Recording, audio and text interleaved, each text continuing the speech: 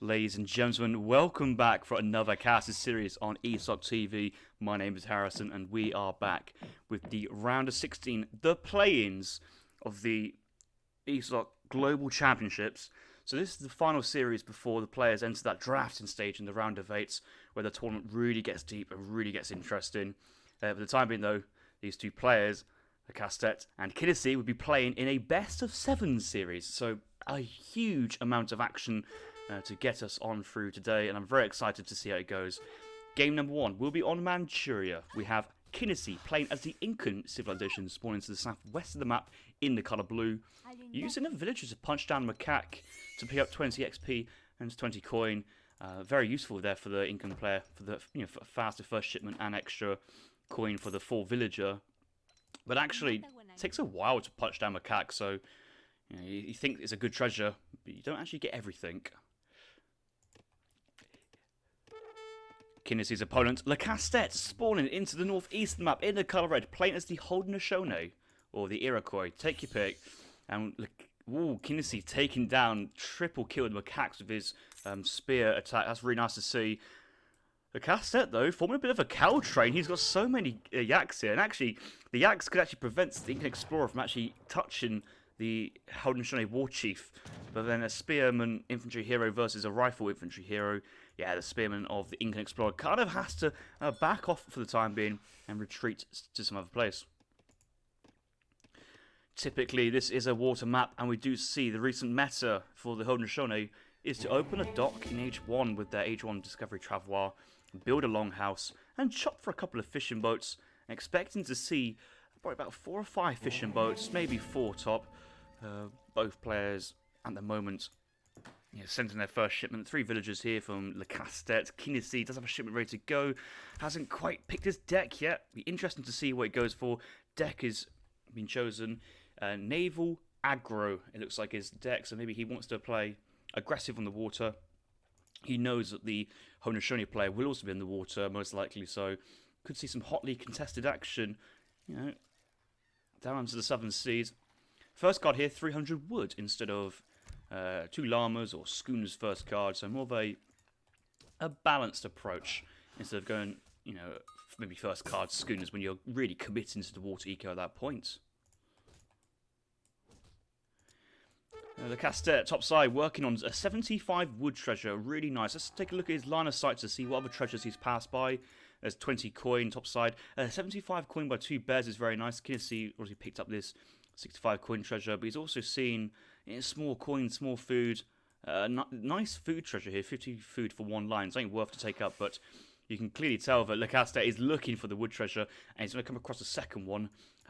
Does he actually know that?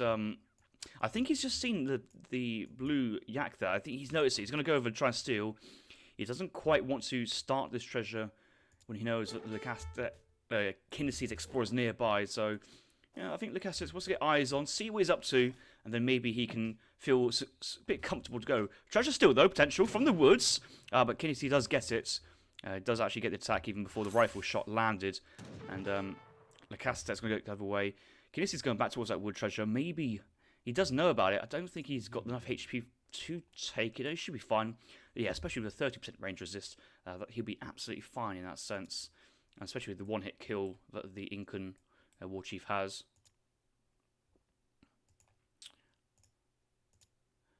Right, let's have a look at Lecastete and see how his position has moved forwards. Currently aging up now with the messenger, so a fast age up to the next stage. He's got 4 fishing boats. I believe they're all currently working on the very closest pod of fish. Quite a speedy age up there. Is he going to try and go for a trading post? The explorer is standing near a TP to suggest that he may want to. That is 1 canoe. So we have 1 canoe coming out already, potentially to deny any water play. And will he go for a second canoe to try and secure? This canoe's fishing, which I guess that's where his rally point is. But if you want to be doing something like this, you really want to be on the coast pretty fast and denying your opponent to ever get onto it. Looking at any villagers in queue, looks like Lecastete a little bit housed for the time being. Does have a war hut being thrown down by the age up Travois, you get to build your construction building. Training posts are being built by the Explorer, looking to try and get the wood required to drop another longhouse. Canyons being shipped, and likely come up to the forward war hut as well, so that would be quite nice. Early canyons. Meanwhile, Kynasie's going for a lot of capture houses, but if you look at this, he's going for quite a wide open base layout for more line of sight. But yeah, the eco's still strong. Why are they playing on random accounts? Well, actually, both these players have kind of been tending towards these names recently, but for you guys at home, who you probably know them as Kynesie and Lecastete more than Geeks and Aeon, it's just there to help you out. But Canyons coming in. We do have the Builder Travois coming. One defensive warhut being thrown down. Another Travois trying to get out of the way. One villager topside being poked down. Chasky trying to attack the Canyons, but won't do enough. This warhut's in very, very low HP. It's not really getting up much higher. And actually, once this Canyon kills that villager, it's going to come out and help as well. Leave the Chasky. Oh my god, that's a javelin from the hero there. But this one warhut will slowly go down. Strong damage here from the Incan Explorer in hand combat. Let's not overprice that.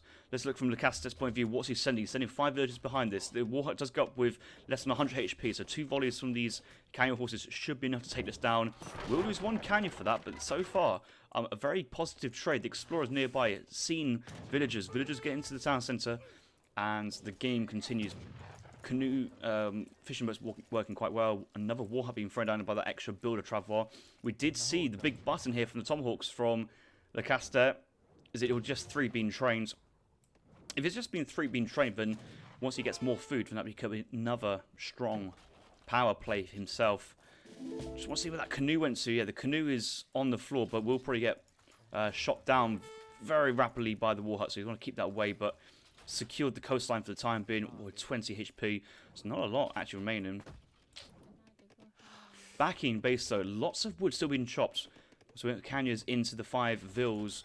Maybe looking to get 600 wood down at some point soon at the same time.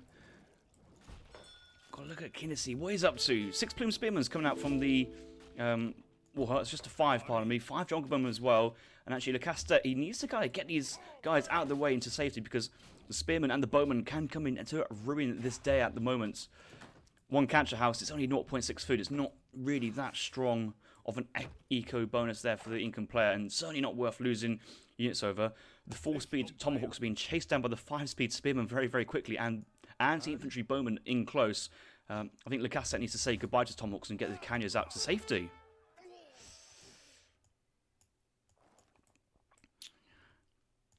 Yes, we're starting this series just a little bit earlier. Or should I say, the other series has gone on a little bit later than anticipated, and I want to be able to get a full series in for you today without any breaks. And I'm looking forward to this series. 2 strong players, so I want to get myself one nice and fresh before we get into the really, really late part of the night. And especially last night was the England game. I was out drinking. 0-0 draw versus Scotland, not great, but many beers were consumed, and my energy levels today may be limited.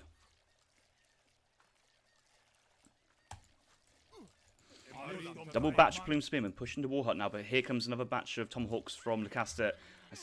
Not quite certain if that was he's called the big button yet. I don't think he has, to be honest. But yeah, 10 Tomahawks. Batch of AN is ready to go, but actually I'm liking this Age 2 composition here from Kynesie a lot more.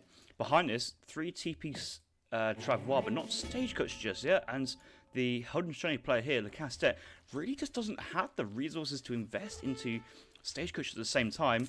We do see 2 Chincha rafts now on the water, very strong naval units, and no real way Lecastete can realistically counter. See that? He's having to send the 2 privateers, or the 3 privateers, because he's natives. Ayan has been ushered home, possibly a bit of a misrally there, but should be fine. 1 Chincha raft goes down, nice. That's from the dock working together with the warhut at the same time, providing a lot of anti-infantry. I'd actually be somewhat surprised if the warhuts, if the privateers still get sent at the moment, because that's a lot of that's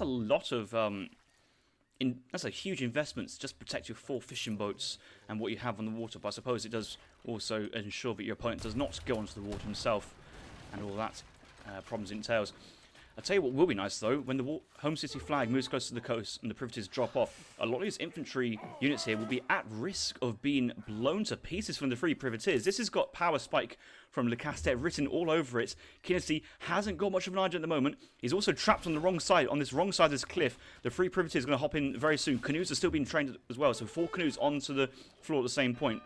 Here's the timing. There's the privateers, and will we see a couple? No, you don't do broadside. Range attack is 100 a shot, and that would actually one-shot all the bowmen. The Chinchiraft has to run back. The Tomahawk's underneath the war hut now, and actually, this is not too bad. It needs to mark these one by one because they're trying to group into line formation. This is really awkward here for the Lecastete, and actually the Tomahawks has to go back. The Jungle Bowmen just standing and firing. This has been a great fight here for Kynesie. When you think it would have been maybe like a near enough whitewash there for Lecastete, it's gone really, really well. Coin being sent behind us. Aim has been trained, and yeah, looks like we are going to continue this point. The privateers are still standing, though, not really being aggressive. There's another war hop going up, and I would like to see the privateers actually just go in and dominate the water and just show the superiority they have at the moment. Kynesie just calls GG. Oh, what's gone on here? Why would that be? I think he's thinking, maybe a bit of an early resign there, but I don't really blame him. 25 vills, couple cancers. May think his opponent has got stage coached, so that's extra eco. Can't really break the war hut with the privateers here. Can't really stop this extra eco from the water. Know that the Holden Shade is on a really good build. Invested quite a lot into infantry there with shipments of bowmen and spearmen. And yeah, the Incan player here doesn't have a privateer shipment at the moment.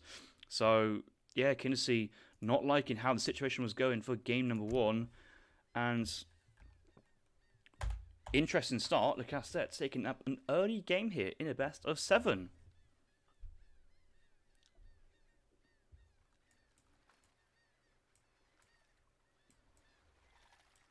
Yeah, I was really surprised that I feel I can understand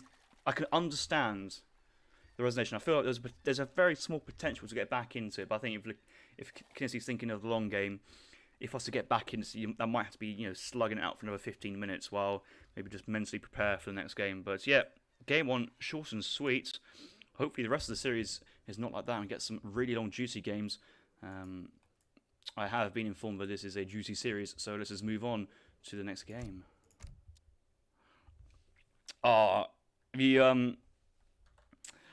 Lecastete, have you seen my nice little drawing of you? There you go. The French cassette player. It's quite nice. I like that. Let's go back into the game. Just looking at the timeline here for the villager population. Yeah, the hero player ahead. Obviously, the catcher houses will help the economy close in. So resources should be quite close. If anything, the income player slightly taking ahead. This is a crate shipment to help jump up. But the military and the XP, I think, is way in favour of Lecastete, and that should provide him the tempo to cement his position and push onwards. Right, yeah. So yeah, good game. Game number 1, and we'll go on to game number 2.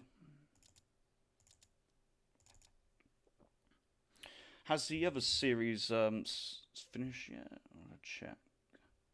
Before I start, I'll quickly have a little gander.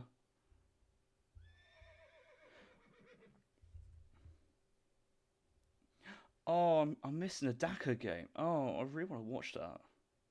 Oh well. Most of you guys, I'm sure, have 2 monitors. You can watch a bit of both. But yeah, we should have a good thing. And I've just picked this. I'll be fine. All right, if we've got any French translators in the chat, let us know what that is. But I'm sure it's a bit of friendly chat between the 2 French players. I believe these 2 players have, a decent amount of respect for each other. They got on quite well, and yeah, we'll move on. So, game number 2 in this best of 7 series. Kynesie spawning into the east of the map of Colorado in the blue, playing as the Incans again, where Lecastete has chosen to play as the Spanish civilization, and he'll be spawning in the western map in the colour red. Lecastete won the last game, so he had the first civilization pick. Interesting to see that out of all the other possible civs in the game you want to play, Kynesies staying true to his cards I'm going to stick with the Incans. The first game was an Incan versus Haudenosaunee on Manchuria. Quite a short game, actually. I initially thought that the opening game would be a standard length, but we're into this next game and see how this progresses. So, Lecastete, looking to be chopping woods here for a house, early trading post. So there's the strong suggestion of not a 12-10 opening, but maybe a standard 15 villager age up here from the Spanish. We've got to see how this goes. We will check his deck when he sends his first shipment to see if he has the idea. Just standard 1v1 here, opting to decline a logistician opening. And in the current meta, I just have to feel that logistician is just such a strong play. Maybe this isn't the great map for it, with the not exactly a large prevalence of food treasures on the map. Maybe something else Lecastete had on his mind. Both players are going to come across 60 food. A nice quick treasure. Crackshot comes in, but the Incan Explorer will be nearby, and that would be a bit of a shame, but he needs to do his range special attack to kill it if he wants it. Actually, both killed it quite fun. I think the Spanish player, unless I'm completely blind, yeah, he's got that. Yeah, both players were away from that treasure. It's not a massive swing. It's only 60 food, but that 60 food will help the Spanish player. I do believe Spain may get a little bit idled on the 15th Ville, and 15th Ville is the time to age up, but that's going to help that build a little bit more. Nice and clean. 80 XP here by 2 wolves. It's a nice treasure. Don't need to get it super early.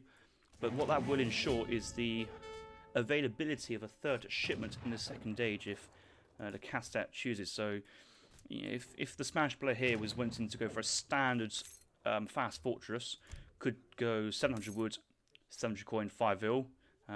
Other variations have changed his card was around, like even going 5 vil, 700 coin, 700 wood, or 700 coin, 5 vil into 700 wood. So you just get the shipments back to back. But I'm still expecting the Spanish Gold 1k wood to kind of play that economy game in the third age, and just really utilize artillery, lancers. I don't think the Incan player has the best way to deal with both heavy cavalry of lancers, who have obviously extra multipliers versus infantry, and artillery at the same point. But yeah, interesting to see how this game progresses. So the age up is now coming from the Spanish player, has nearly 2 shipments ready to go from the train post, the XP, and obviously the Spanish bonus. And Kynesie once again sending 300 wood as card number 1. 1 cancer house. Does have the 4 villager research tech, and is looking to be in a decent position. A little bit of idle time here, but nothing special.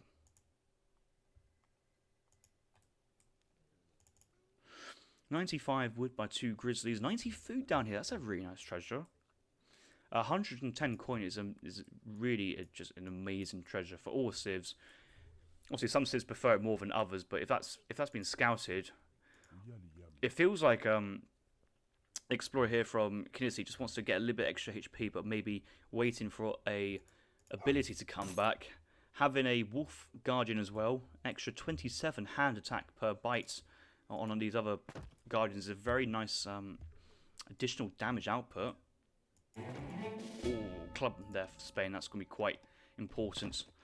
And we saw last game how the Haudenosaunee player aged up before the Incan with the messenger.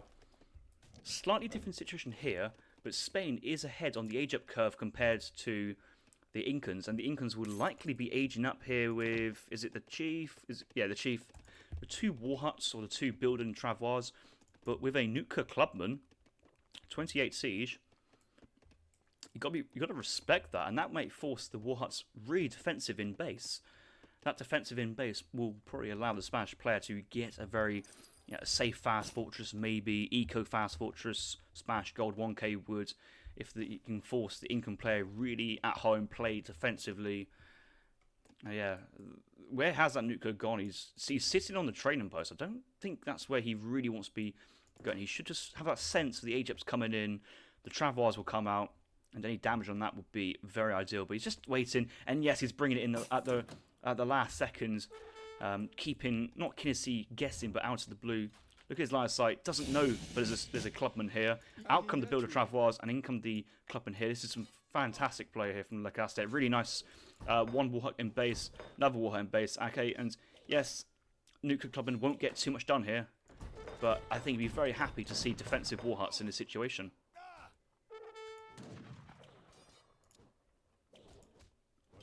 How's the sound, guys? I think the sound setting's absolutely fine as usual. And he's going to pull out the Explorer before he loses it underneath the... Oh, he's not going to lose it because the villagers got back out. Oh, he might. It's close. Oh, the clubman is coming clutch. Might have actually got bonus damage versus the Chasky, but here comes the Tame Wolf here to pick off the Explorer. That was unfortunate. But I think the idea is to keep the Explorer up so that you can train those war dogs in the Third Age. So strong.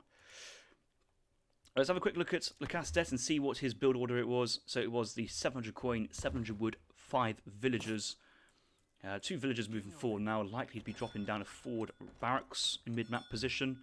An outpost has come down, obviously, from the Governor Age Up. Very nice to see. Controlling this entire middle passageway on Colorado. The other 2 ways to the base is via the south.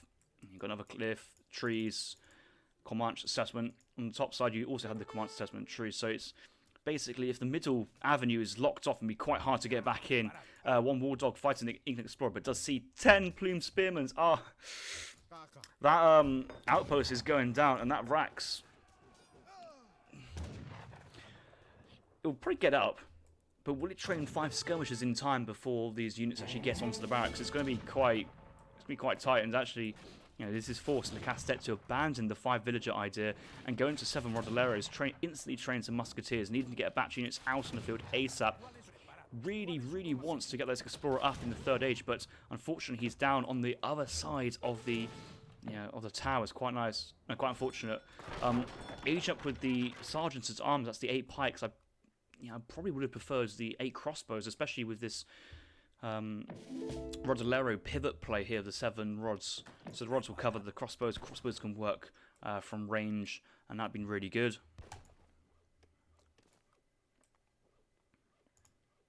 Yeah, here comes the 5 musketeers. Actually being caught by the King Explorer is not ideal. Oh, he needs to split those guys up, but the splash damage isn't too bad. Rodos will come in and clean us up. But that is a big pickup in terms of XP. I'm trying to look. It won't tell me what it is. It's a 100 XP kill. That's very nice. The Splash players, and he got 2 shipments back to back. Would he go for Splash Gold opening? Maybe here the first card would be Falconets just to help out. Keep your guys alive. The pikemen still alive. Falconets, and then play your eco game behind.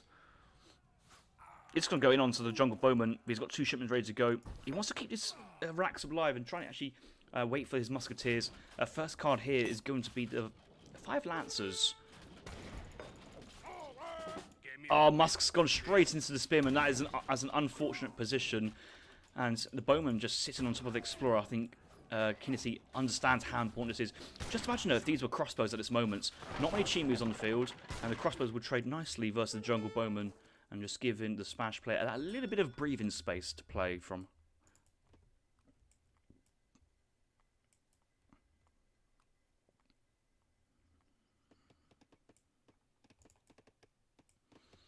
Yeah, I see you guys chat in the chat. I'm also a bit surprised we're not seeing the Spanish logistician coming out here from Lecastete. Going maybe, let's say 3 300 coin, 300 woods, and aging up about 30 seconds earlier, 45 seconds earlier. And that would have given, you know, Lecastete the momentum to... Okay, he wouldn't have the forward outpost, but that rack's been up a little bit earlier. Two batches of muskets as well. But the first shipment would have come in at a very nice timing. The Incan infantry moving topside here. Kynesie looking to put a little bit of pressure on the train post, trying to stem the flow of experience points, but unfortunately, it's 5 Lancers, and now with an Explorer, dogs instantly being thrown down. Lecastete's on the ball, training the war dogs, very strong units in the Fortress Age, have some incredible scaling from Age 2 to Age 3. These just units are really somewhat broken, actually. 75 food for 200 HP, roughly, and 22 hand attack is nothing to sniff at. Take a while for Falcons to cross the map. A little bit unfortunate there, but we'll put pressure. Looks like Kynnesie's actually gone for the Age 2 town centre and building travois shipments. So there is triple water here in the base. Going for a triple batch of Chimus. This is danger zone here for Lecastete, and really wants to get a full batch of dogs out. He's waiting for the Falconets. The Falconets come across. Has the Incan Explorer seen the Falconets walk over his resting body? Probably not for the time being. But he knows, he does see some muscles, he might chase them down. Bowman higher speed. Here come the Falconets unpacking, slowly working on town centre. 9 villagers in this town centre.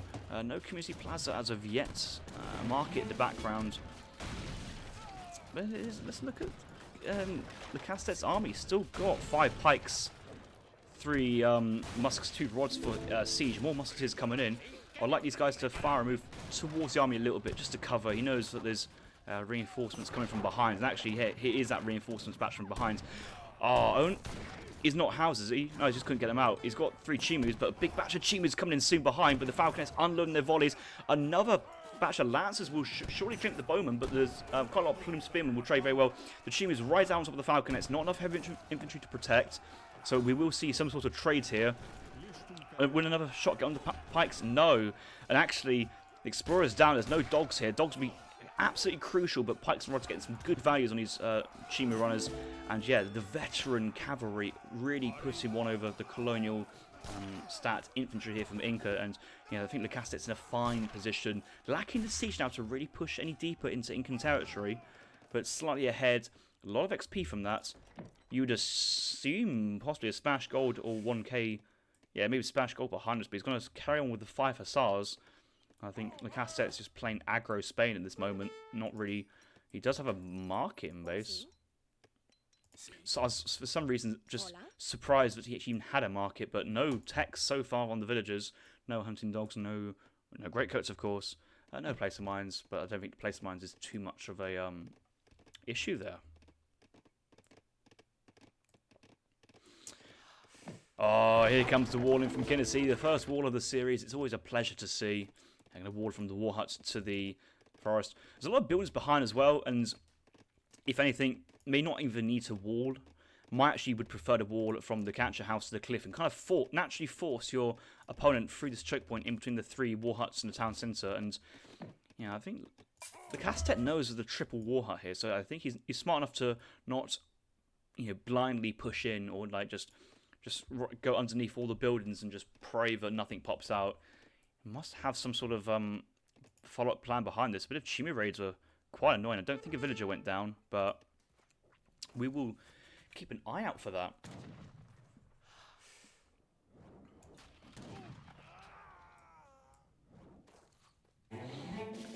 Sim16, easy matchup for Spain. Pure Skirm Lancer.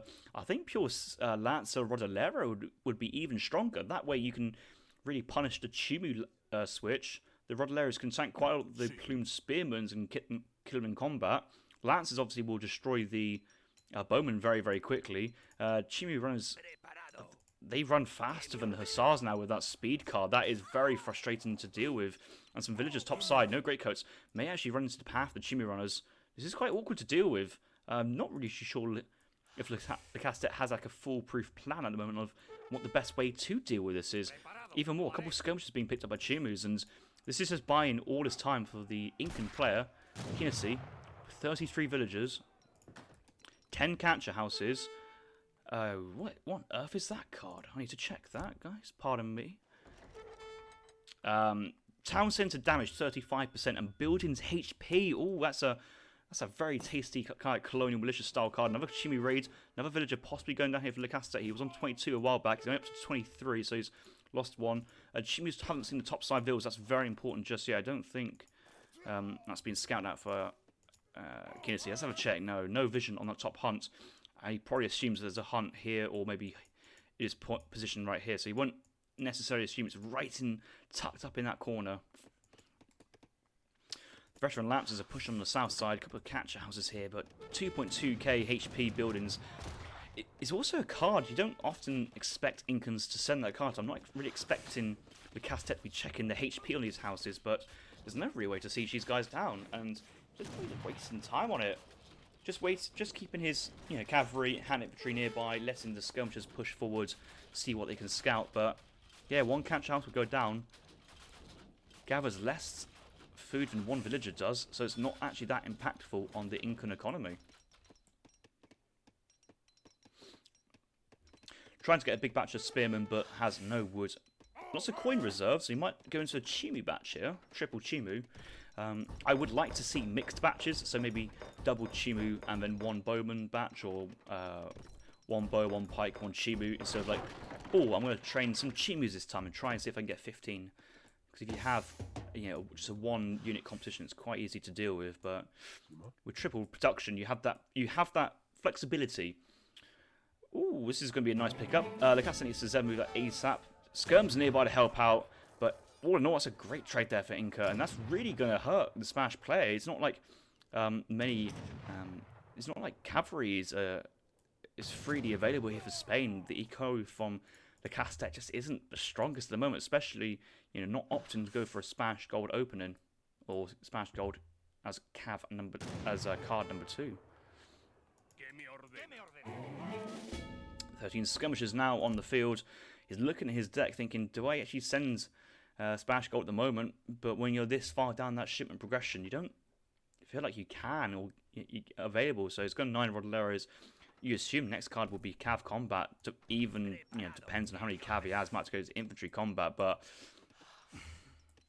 this game's you know, really close. I feel actually I'm slightly tending to the Incan position here because just it doesn't feel much of a follow-up position. Okay, second town centre come down from Kynesie. It's a very smart, from Lecastete, very smart decision. Because obviously the Smash Eco would just tend off without any extra investments. Gotta remember, that train post was taken down by Kynesie top side while Lecastete was pushing in. So traded basically one town centre for one trading post. He's built a second town centre, 9.4k HP. Oh my! It's so brutal to see all his HP in these buildings. And the thing is, having, you know, stronger town centre and more HP is just a really strong card in its own right. And when you compare it to like a card like 4 Bowman, it might not actually be enough. Yeah, you can't really push in this with infantry. You need siege. Dogs will go in, but they'll get shot down by the town centre and warhuts very, very quickly. And it's quite hard to actually see the damage from the warhuts. Sometimes you just can't really quantify how much damage you're taking. We'll pick up the Explorer. That's a nice pickup. Some more experience points. May actually wants to back off afterwards. Yeah, so wall is classed as a building because you do siege damage to a wall, and you only do siege damage, or, you know, that type of siege damage versus buildings. But yeah, the wall's more HP, the warhut's 2.9, town centre's 9.4. More dogs being trained, but it's so far it's just a couple of captures, but the warhut's still standing. Lecastete's just probably trying to make use of the skirmishers while he can, and train vills behind. But it's looking very tough. Only working with hunting dogs place mines for the time being. Does have his great coats, that's good to see for the Chimu raiding. So you're going to try and wall top side? Is that a misclick, or is he actually trying to tactically zone off the map now? The villager is coming. Yeah, maybe saving the wood for something special, like a vet husk or a vet musk. 200 wood's gone down somewhere, but where's it going? Second racks, yeah, I might like that. Only on Colonial Rodoleros for the time being as well. At some point we'll need to get to vet rods. A lot of Spanish players choose to, I don't want to say forget, but just can't really afford the cost as well as the training capacity to research veteran Rodoleros. But, you know, Rodoleros are very strong units, especially when you attack them with your infantry combat. Does have infantry HP, so the Rodoleros have 20% HP for them, which is very, very strong. It's a very strong card. Glad to see he's got that in his deck.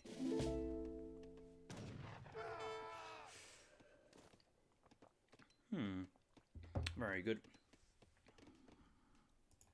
A couple of villagers topside hunting. Has Lecastete got vision on the hunt? Does see one hunt.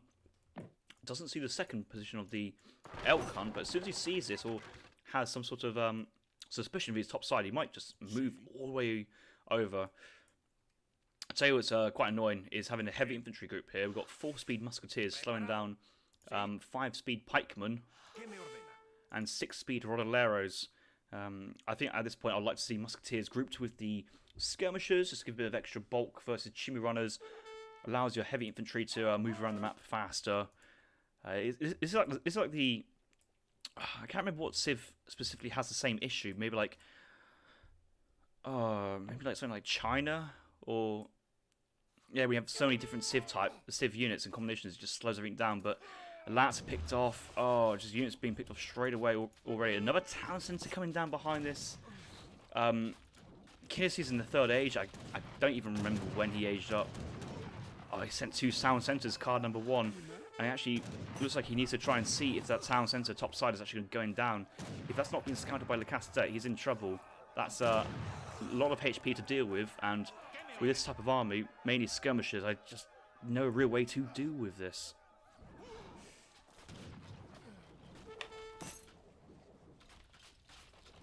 A Cougar's been picked up, that's nice to see. But Kynesie, game 1, a bit of a faux pas you may say, but game 2, striding into his own defensive elements here, and this play has been very, very strong so far. Look, the quadruple town center, triple war hut, as well as the town center HP card. A real nice combination, mixing it with the H2 town center card and the building HP and attack.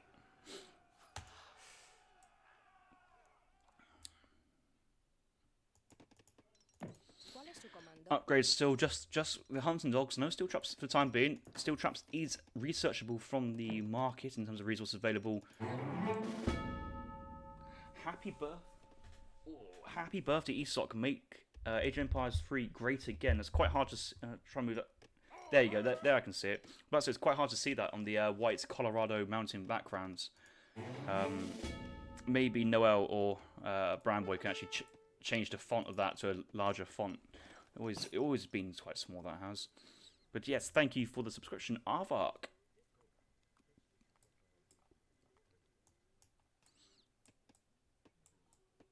I would ask what the final score of the previous series was, but that might give spoilers to people who watch this later on in line and not watched the other series. But I heard it was a good series. I got told that the final game was a very good game in the head. But this is a juicy series as well. We've only just started this in game number 2 of a best of 7. Long way to go still. 27 skirmishes here. Remember, there's no actual upgrades for the skirmisher style unit for Spain. We'll have to rely on unction at some point to provide the damage boost. We may have to be in a position of unction artillery pieces like falconets and mortars. And yeah, Lecastete trying to wall in his Incan opponents, but unsurprisingly is scouted out within line of sight and gets picked off very, very quickly. Stronghold number 1 being thrown down at front side of the base. Quite risky. There's no actual units to cover this. If we take off the line of sight, we just see all this Spanish army just nearby, just chilling out. And soon a stronghold will go up. Remember, building HP has been researched.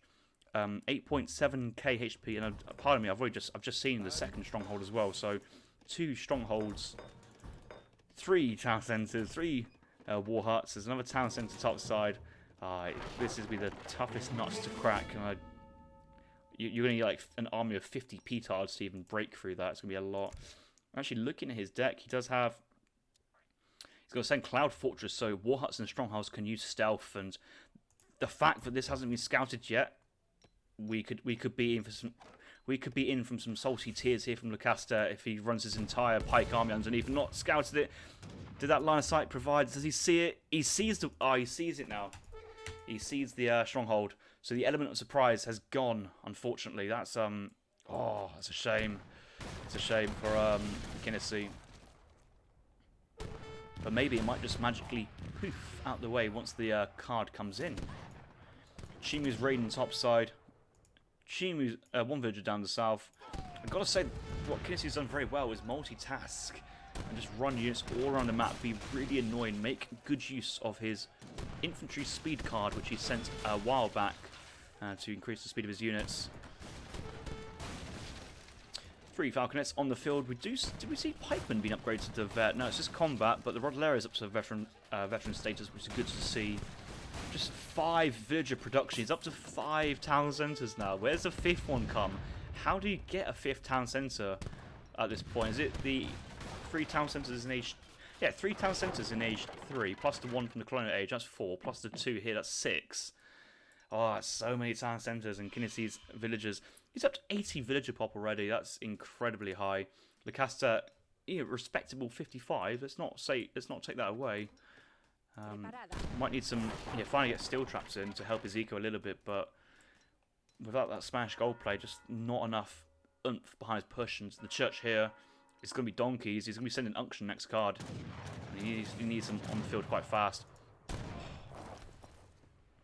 He's researched one of the techs as well. I want to say this is like a ranged, and the other is a...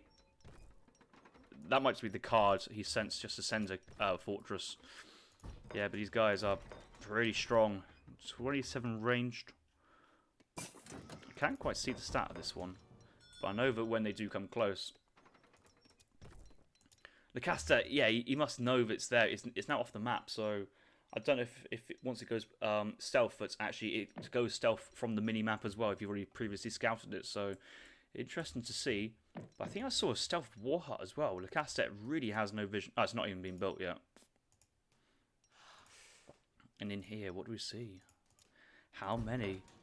17 pikes, 7 bows, 5 hurakas to deal with the falconets. So the falconets will try and get close. The hurakas will pop out, one shot falc, and get back in. Unction's in for Lecastete.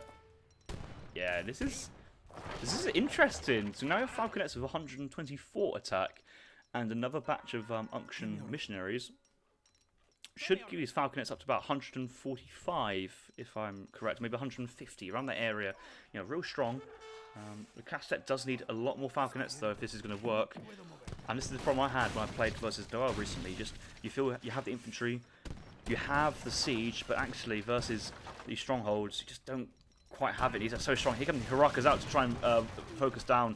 And yeah, 2 falconets low HP, but all this damage inside from Lecastete and the splash damage. One falcon goes down very, very quickly. Another falcon will go down behind. And yeah, the damage output from the splash players drastically dropped. This is, this feels actually a bit all in. Actually going all infantry underneath for stronghold.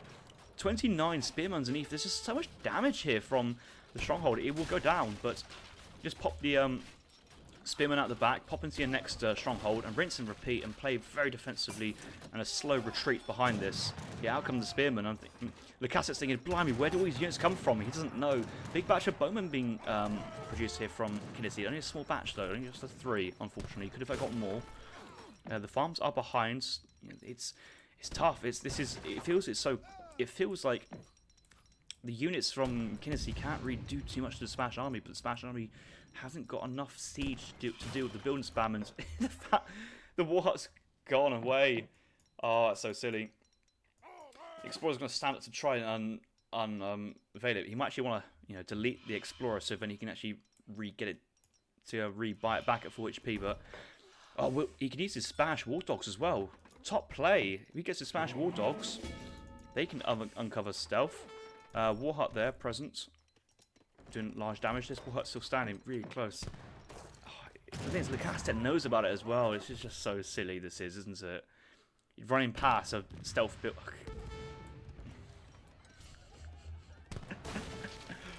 Oh, don't you love DE? Don't you love DE things? The gifts just keep on giving. He's just walking up. He can't kill it. He needs a war dog or explorer nearby. This is just so... Oh, this is so tedious. Why do we have this? Why is it a thing? Oh, it's just... The thing is, if your explorer is alive but walled up in like bastion walls and can't get out, and you can't buy explorer back, then you can't scout stealth buildings anywhere. So yeah, luckily Spain is like the one tool to really help out, and that's all the dogs. Eco 3 behind. This is he's trying to get his hero to find it, but it's just not quite there.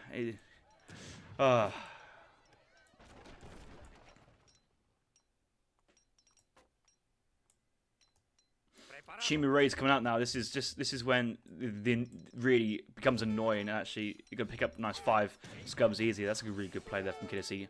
He's also can just push up from the back. I see now Kynesie. He's on to 5 town centres. He rebuilt his 5th down to the south. Another war hut coming down behind this. Just really strong. I'm surprised he hasn't upgraded his war huts behind this to like a stronger a level like Mighty Warhut would be a good investment. Rods are running around trying to chase these blocks of Chimus, but rods are fast, but not as fast as the light infantry of the Chimus. Don't know where these unctions are going. Obviously, they have no attack, so when you right-click a town center, they just sit underneath it, which is quite awkward. Here comes the Warhut unpooped out of nowhere, and we'll actually get a pick off one Falconet there. That's really nice. Town center, 121 range damage, putting a lot of fire onto these skirmishers. Backside raid on the mills. Rodaleros are trying their best to close in, but these Chimmy Raiders, 6.88 speed. Remember the times when they were about 7.15 or higher than that, and you couldn't snare them. Luckily, they've been turned down a little bit, but the card still helps there. And just a big batch of Chimus. We talk about the split training. Like, these could be training 10 bowmen, and the rest could be training all the Chimus. But Chimus going straight onto the Falconets, not firing and moving, not protecting the Falconets behind this. And just the siege is going down, and behind us it's just skirmishers and a couple of pikes. There's a stronghold still there. Geek saying, Quassess Droll. Probably like, oh, this is so bad, so boring, I don't know. May need some on-the-fly translation, but yeah, this is some proper annoying strats from Kynesie, may I say. The raids and the Chimus, the building HP, defensive, and the... Just look at all these units just sat in the stronghold, just chilling out. Just relaxing. Overpopped as well. That's a crucial thing to notice. He overpopped in the stronghold, so... Just so many units, 95 villagers. Could probably go to the industrial age behind this. I think Lecastete knows that can't really do this. Does have a decent amount of unctions behind this, but with no Rodalero mass nearby. They're just chasing Chimus just endlessly, which they can't catch up. Probably need a couple of goons for that. The Chimu right Z move. And all these bowmen as well, with no Falconets, so he's just going to rip through, especially with the Kurari poison as well. Just going to get a great trade. And I fear that Lecastete, the moment to come back into the game has gone. He's throwing down a town centre, he's throwing down a stake, because the Queen mines are gone. Does have Log Flume. The GG has been called before, and he resigns, bringing up the series to 1-all. Yes, very good. Really, really interesting game there. Just going for an aggro FF, but Kynesie managed to get enough spearmen out in the second stage to nuke the Fort Town outpost, take down the barracks, trade off the couple of early musketeers, force the 7 Rodalero shipment as a pivot shipment in age 2. Tear aged up with 8 pikes instead of 8 crossbows. I think I would prefer the crossbows in that situation. Did train some dogs in the end to help his push. Did push in with quite a lot of Lancer Cav, but the Falconets weren't. He did get 2 Falconets card number 2. No Smash Gold Eco behind though, so no real steady stream of coin income to fund artillery. And just Kynesie just sent his building HP card, made lots of warhearts, made lots of town centres, made a stronghold, shipped a second stronghold, and just said, right, if you're going to push in, you've got to slow push me. And that buys me all the time in the world behind with my catcher houses to boom, to train villagers from 5 town centres, and yeah, and play very eco behind that.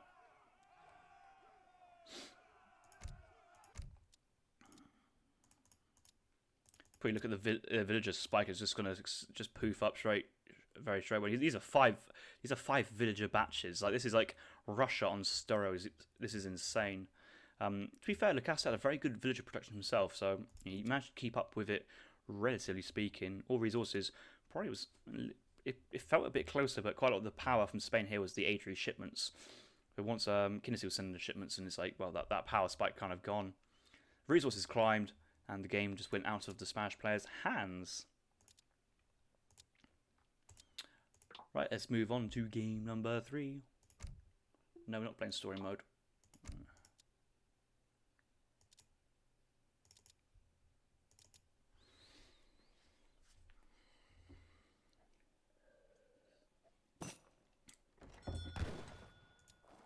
Oh dear, oh god. Oh dear. Oh dear. Oh dearie dear. Portuguese Mirror in Alaska. This could be a very long one. Could be. Right, guys, game number 3. Portuguese Mirror. Kynesie playing as Portugal in the north side, colour blue. Lecastete spawning down to the southwest, also playing as the Portuguese in the colour red. Portugal, a very strong civ in today's meta at the moment. Both civs having a slightly heightened base food gathering rates to help their civilization out. But I think both players are thinking of doing some sort of 10-10 opening. We see how Kynesie is just not even bothered to pick up his wood crates. Just on 1-8, just wants to age up as fast as possible. Whereas Lecastete, yep, he has picked up the wood crates, but I think he too is not thinking of training everything. So we have an opening mirror 10-10s from both players. It's not like any training posts these guys can throw down. 95 wood being picked up here by Kynesie, and in the mirror, that is huge. No real wanting to throw down a nuclear trading post, but a potential treasure still is on the cards here. Lecastete is chasing in behind this. Oh, it'd be huge for whoever picks up this treasure. He does get it here. Treasure still potentially on. Lecastete's going to take on the Incan Explorer. Will he go for a quick snipe on? He's looking at it. Oh, he goes for it. He goes. Oh my god, he gets it. Wow. Yeah, Lecastete. And I think what happened there was Kynesie was stood by the backside of the tent thinking, okay, the tent is the treasure. But Lecastete, he knew. Where's another treasure of those? Is it another tent treasure? I got this idea. I can't finish it off without... Yeah, look at this tent. So Kynesie was sat behind the tent thinking that's the tent. The actual treasure is the fireplace, and Lecastete was stood right here, right in the prime position to steal it. Got the treasure still. There's an extra 95 wood, and that will help his dock boom much faster. That is such a strong opening, forcing Kynesie back. Let's check both players' decks to see how we're going on in this game.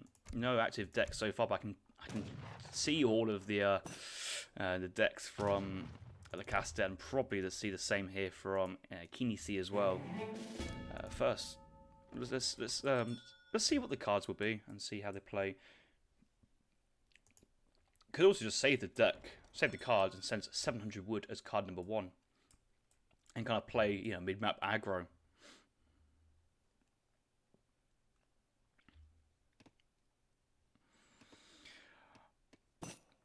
Nice to see that today in the chat is just a very standard chat. We've got shouts of ban, bickering, banter.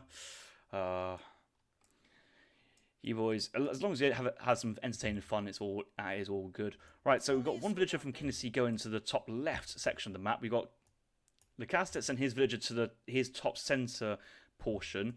Is this on a dock building adventure? Maybe. Let's look at Kynesie's deck. Advanced walls as well, 200% HP walls, no dragoons in the third age, no genitors in the fourth. Does have sustainable agriculture, double team coastal and advanced dock. That's quite a big investment. Both players are trying to scout each other top side, thinking where your dock's going down. So it's double Portuguese dock here from Lecastete. They're both aging up basically at the same time as well, so this will be very, very close. Will we see actually see caravel opens from both players? 1v1, full water here from Lecastete. Advanced dock, no team coastal here. But basically everything else is just as standard. Really interesting to see. Right. I have a feeling it's all going to kick off on the first shipment. At the moment, it's like a relative moment of calm, how things are just being as it is. But both players, house going down. Bit of mining behind this from Kynesie. Do you think he's getting enough coins to actually train a caravel behind this? Lecastete has only got 50 coin. That town centre is going straight to the north. He wants to secure this, but Kynesie's town centre just can't cross the map fast enough to protect that dock. So, hang on a minute. Card number 1, schooners here from Lecastete. Card number 1 is going to be 2 caravels from Kynesie. He saved that age 1 card. He knew exactly what he wanted to do, and we call Kynesie the king of the water for a reason, but he's just got the idea down. Okay, Explorer sieging down the town centre here from Kynesie on the top side. His second shipment nearly ready to go. The waypoint has been changed. The 2 caravels plopping in the water at 4 minutes 20. What a fast timing this is. The Portuguese 10-10 at full work once again. And these boats are far away from the dock. They're not actually underneath their own dock. Lecastete puts the dock next to a whale, not a fish, and only 1 fishing boat gets in. 15 anti-siege. That's not quite enough. Advanced warships coming in behind us from Kynesie. 3 caravels to 0 behind us. Lecastete, he's training 1 fishing boat to get us into the dock. 2 caravels being sent behind this, but 2 is certainly lesson 3. The last time I did a mathematics course, and it's not looking good here for Lecastete already, and especially when the advanced docks come in, or advanced naval combat, this is going to be quite tough. And this is, we often see the Portuguese players saving their Age 1 shipments for Age 2, but don't often see it being caravels first. Now, yeah, caravels are coming in, there's 2 fishermen still standing there, but Lecastete, pardon me, we're on Lecastete. No, he hasn't, that was just left over. But yeah, Kynesie does have his advanced war ships, and yeah, he's just trying his best to save it, but even 2 versus 2, just thoroughly outclassing with a 20% combat card. A 25% combat card is incredibly strong as a card, one of the strongest cards in the game. Wins this one 3-1. A lot of ship micro here as well, and one more shot to come off. Will it survive? Another caravel being traded. Lecastete calls a GG. He's lost the water. Both players going for water strats. And yeah, the fastest Portuguese mirror you'll ever see. 5 minutes 30. Kynesie getting the GG out of Lecastete, taking the series after the game 3, the 2-1. He's not taking the series, taking the lead in the series. And yeah, if all these games are 5 minutes, that'd do me a favour. But yeah, that's an interesting one. Well, I don't think there's anything else to debrief on that one. We saw exactly what happened, and just Kynesie, both players playing a bit of a poker match, seeing how we open, what cards we sent, and as soon as Lecastete sent schooners, unfortunately, for a well-prepared Kynesie with the perfect anti-counter strat, the sending the schooners signed Lecastete's death warrant. The town centre was actually quite far from the coast. I think the caravels came in basically when the town centre was here, and I thought Lecastete was like, right, nope, I can't put on the coast, I'll lose this. So yeah, it's, it's quite unfortunate, but you know, when you are an experienced person who plays these strategies, you also experience how to counter where these weaknesses are, and yeah, Kynesie exposing that quite hard. Right, let's go on to game number 4. In the meantime, guys, next weekend I'll be cycling 100 miles for charity from the north coast of Devon down to the south coast, raising money for a rifles charity as well. So that'd be pretty cool with me and some of the guys at work. So if anybody could spare a couple just to sponsor me, that would be appreciated. Obviously, that's for charity. It's not going to me. Don't give stuff to me direct. But that's some cool. So that's be a cool trip planned. I think the distance is going to be fine, but it's going to be quite, achy. I'm going to be tired. Saddle sores will be an issue. I don't often ride my bike. What bike do I have? Just a standard road bike, nothing too. If far folks are talking to me, I'm from the United Kingdom, especially in the southwest of England, so not Netherlands. But if we did Netherlands, that would be a very flat trip. That'd be very easy. Brown Boy is saying he rides 100 miles a day. Each day he rides to school, then he rides to the windmills, then he goes buys clogs, then he goes to the tulip farms, and he does this and that. Yeah, banter. Right, that was game 3. Wow, no, that was game 3. Game 4, let's go.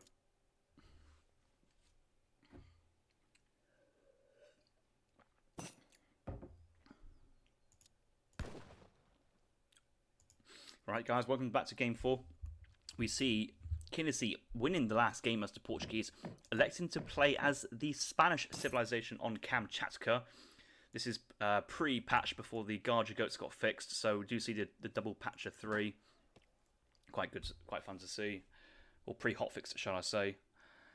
And we see Lecastete countering the Spanish pick, playing as the French, and I feel like I've never seen French being played for the last 3 or 4 months. It feels so strange to see a bit of France coming out, but obviously Lecastete, a very, very well-established French player, learning from the best of Kaiser Klein.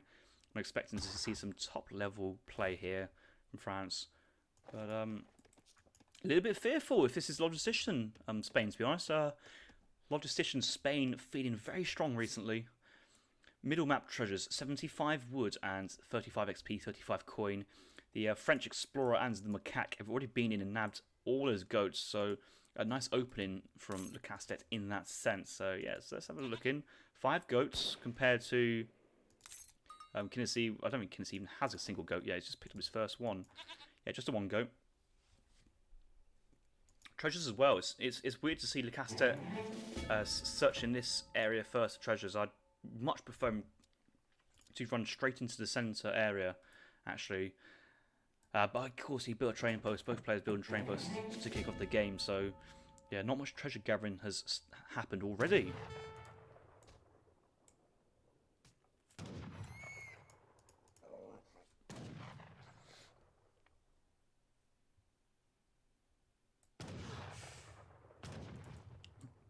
Just early skirmishing between the two explorer parties. Explorer macaque dog versus explorer macaque and one native scout.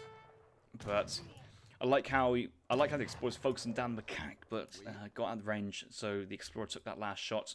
Does both players know about the wood? Lecastete knows about the wood.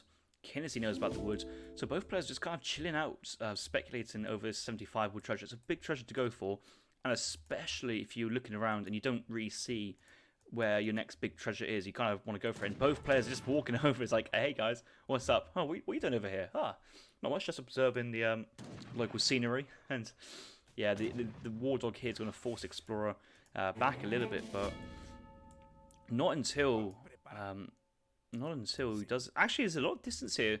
Kynesie can go for the sweep in and pick this up now if he fully committed, but you need to kind of really go in hard. But he's just going to top side, which is curious. I guess you can understand the kind of why you don't really want to give over 75 wood in a tournament game to be stolen, especially like last game when Lecastete stole that 95 wood. First shipment, 3 vills, Terra for land. Just standard Spanish deck here, nothing really out of the blue. No infinite 300 resources, suggesting standard play here from the Spanish player. 15 vil age up behind. And aging up with the governor, 200 coin. About to say the macaque and dog just hiding in the bush there, using its stealth cloak ability just to. No, they're just hiding in the natural foliage. Quite nice, but yeah, Lecastete, he's just again trying to take this treasure, but Kynesie is nearby. Both players are having a Mexican standoff over a bit of wood. These tigers just chilling. They don't really care. Just.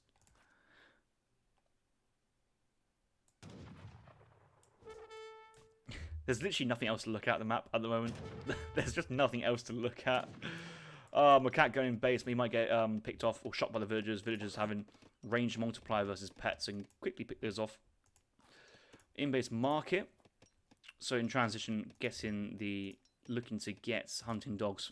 Place some mines. Yeah, place mines in. Hunt dogs soon be tech behind. May actually just want to wait until we go steel traps first. Makes sense because you have more villagers on the food when you do wood. And it's just such a strong upgrade. So yeah, it's just going to skip place mines for the time being. Go, and looks like Lecastete's pulled the trigger. He's going for the tigers. Kynesi's gone off everywhere. He's going to pick up his own 40 wood, and just both players just agreeing to part ways.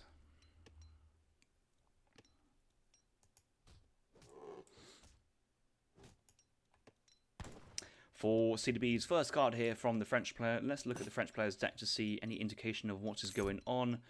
1 versus 1 standard play, double wood, double coin. Does have the Wilderness Warfare card. Has a Royal Mint instead of Refrigeration in the 3rd age. Could go Jaegers there as well as a possibility, but decides to have 1 economy card. The rest of the cards is a very standard rack. The 4th age, just cannons, 2 factories. No room for the 10 CDB this game. Outpost moving forward, is going to drop mid-map. I don't think he'd be that aggressive with the outpost in this matchup, to be honest. So he's just going to try and place it on the slightly defensive side near the trading post. Might want to try and get a second TP at some point, covering this double herd as well. So that's quite nice in that sense. Kynesie's playstyle, his first card coming in will be the 700 coin. Has enough coin to gather all that up and then age up afterwards. 700 wood, standard build order. Not seen any 5 vil in between variations. I think versus French we won't see 7 Rodilleros, but never know. Could see that as the 3rd card as a pivot instead of 5 vil, or you could just skip it, just save it, send Spanish gold, and send lots of shipments back to back.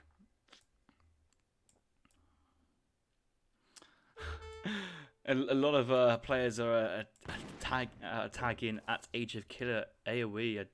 I must have missed the previous line of why that's happened, but quite funny. So church and stable behind. So Lecastete prioritising a bit of extra experience points. The thing with this church, although it's slightly worse investment in terms of wood per XP return, it's fast to build. It's in your base. You get a decent amount of build XP on the completion of it. It's continuous as well. You're not going to lose it, and it's just a nice adaptation. So I'm liking this early church build here from the Lecastete. These villagers, they do have their... Yeah, they have their steel traps. They have gang saw as well. It's interesting. I'm quite curious where this gang saws come from. 4 CDB into 700 coin. Somewhat of a straight FF behind here. No units being trained. The barracks has been thrown down on the 200 wood. Explorer moving into the Spanish player's base. But it's interesting though. Yes, you are aging up to the next stage, but are you going to open up into Dragoons as your first units? I suppose Dragoons is safe. You can kind of move around. They're highly mobile. Pick off a couple pikemen if they pop out and try and play from that sense. But you just feel a bit of, like a skirmisher play might be better. Okay, some villagers there from Kynesie, so in 700 coin, 700 wood, 5 villagers. Another shipment soon ready to go. Age of Killer, he's the most hated guy of the semi-FF lobby. No, Age of Killer, you need to be in the semi-FF lobby to be the most hated member of it, but I don't know, from the semi-FF lobby. Breeze, you're alright, mate, you're alright. You're a bit of a laugh. Don't take the banter too seriously, I would argue.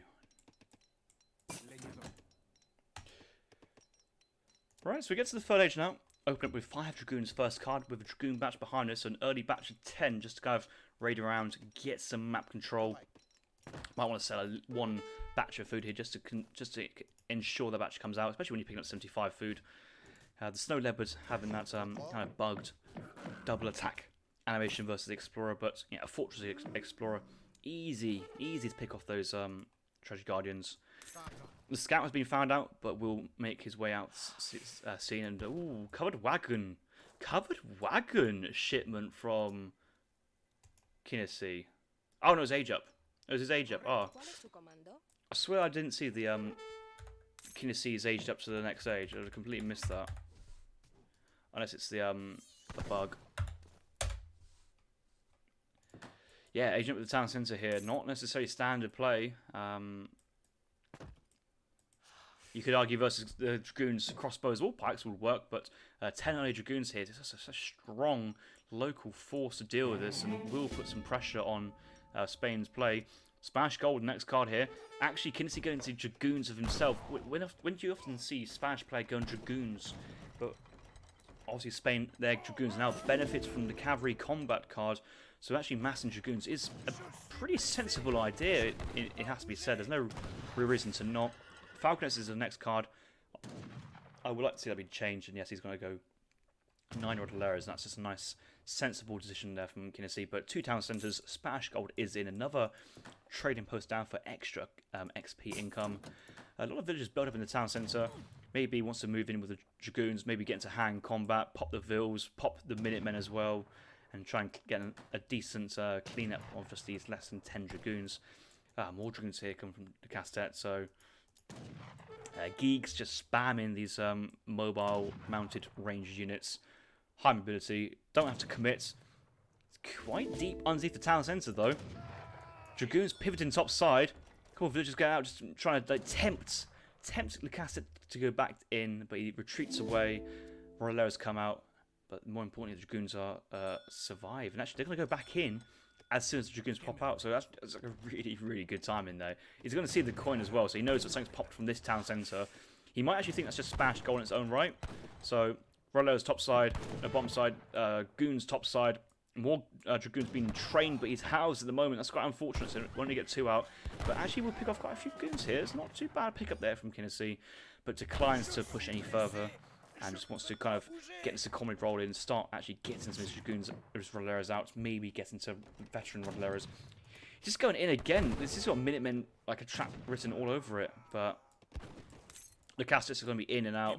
He's just going to essentially abuse this Dragoon superiority he has. And This means that the French player can just dictate the pace of the game, dictate the trades he wants to take, and force Kynesie to the more reactive player.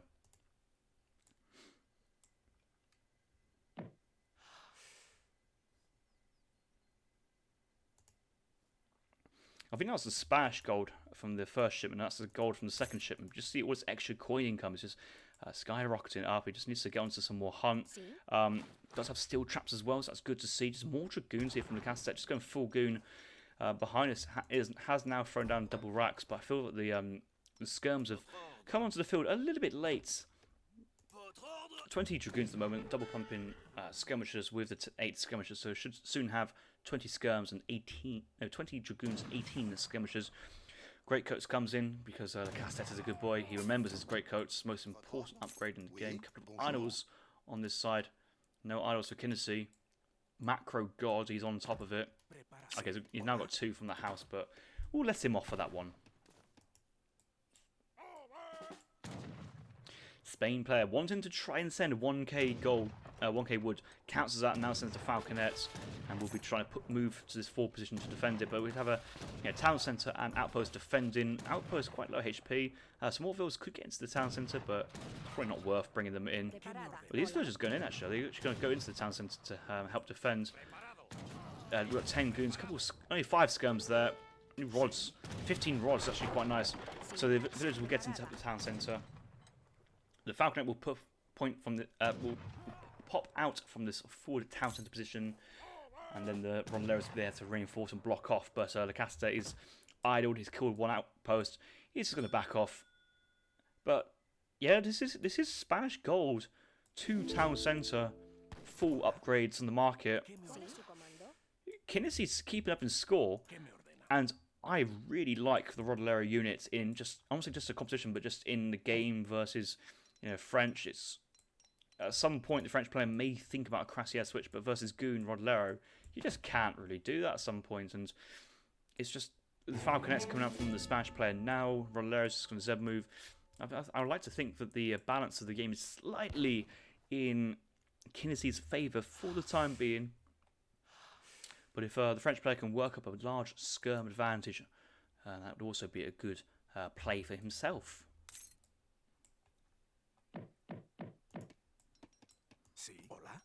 Hola. See. Earlier today, watched Germany defeat Portugal 4-2. That was a really good game.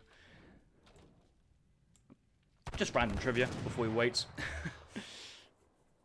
Waiting to see if cavalry combat will come in from either player. I wouldn't put it past the Spanish player to send cavalry combat onto the dragoons, because it will buff the lancers as they come from the shipments being trained at a later point. Remember, Kynesie, again, another shipment would have come in. More Spanish gold and all that wood. It's such a strong shipment. 1k wood and 400 coin behind this. Is that another town? It's a racks, 4 racks. Ooh. The scout was blocking it.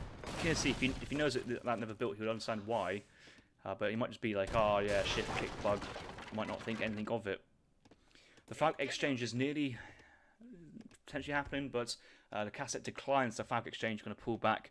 But actually, with always skirms as well, this is actually a nice timing here from Lecastete, and Rondelo's going to put back these villagers. May want to get to town centre. Not really enough skirmishes to trade. Oh, 1 shot goes onto the Rondelos. 1 shot from the Falcons go into it, and actually, the Rondelos actually circling with another volley.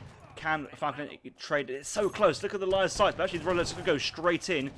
He's keeping moving, try and pick off the Falcons. I think 1 Falcon would go down before. Actually, the double volley will come in. Skirmishers and dragoons, go, go, go. You need to go in now. The Falcons will turn and fight onto the skirmishers. And so far, whatever happens in this fight, I think Spain has come away quite all right, actually. Minutemen nice and deep. Dragoons firing behind. Skirmisher defensive lines actually pretty strong. And both Falcons are down. Actually, there's still a skirmisher advantage there for Lecastete. Is there Lancer shipment on the way? Has Kynesie spent all that wood yet? No, he's floating a 1k wood. He needs to spend it somehow. I don't think he quite can. Sends an infantry combat now instead of 5 lancers, but there's nothing here he's buffing. I would like to think that's well, no, it's definitely not a misclick because there's no shipment on either side. Oh, that's an interesting card we send in at this moment in time. I'm not too sure I fully agree with that.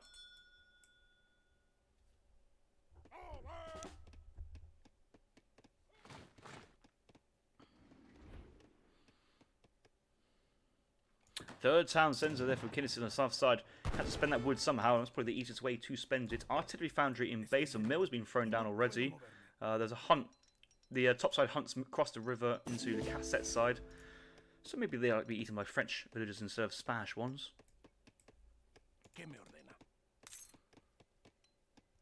It's not... Kynesi's position now is not too bad. 45 vills compared to 36 CDB. And we obviously with Spanish gold behind, quite nice, but 1k coin behind here from the French player. Cavalry combat is in, and actually can amass a lot of units in a short amount of time from that, so been quite nice. Scout moving forward. The scout from Lecastete's got so much information in this game. It's been a really good control and use of it. Villagers in the town centre idled, and actually there's so many skirm goon here from the French player, but it's going to be quite hard for the Spanish player to really deal with it. He's only got 20... He's less than that. 12. Only 12 skirms. I think at this point you kind of abandon your skirmisher mass and just go into pure rodoleros. Yes, he's got infantry combat, vet rods, making double batch of rodoleros and getting a falconet out as well.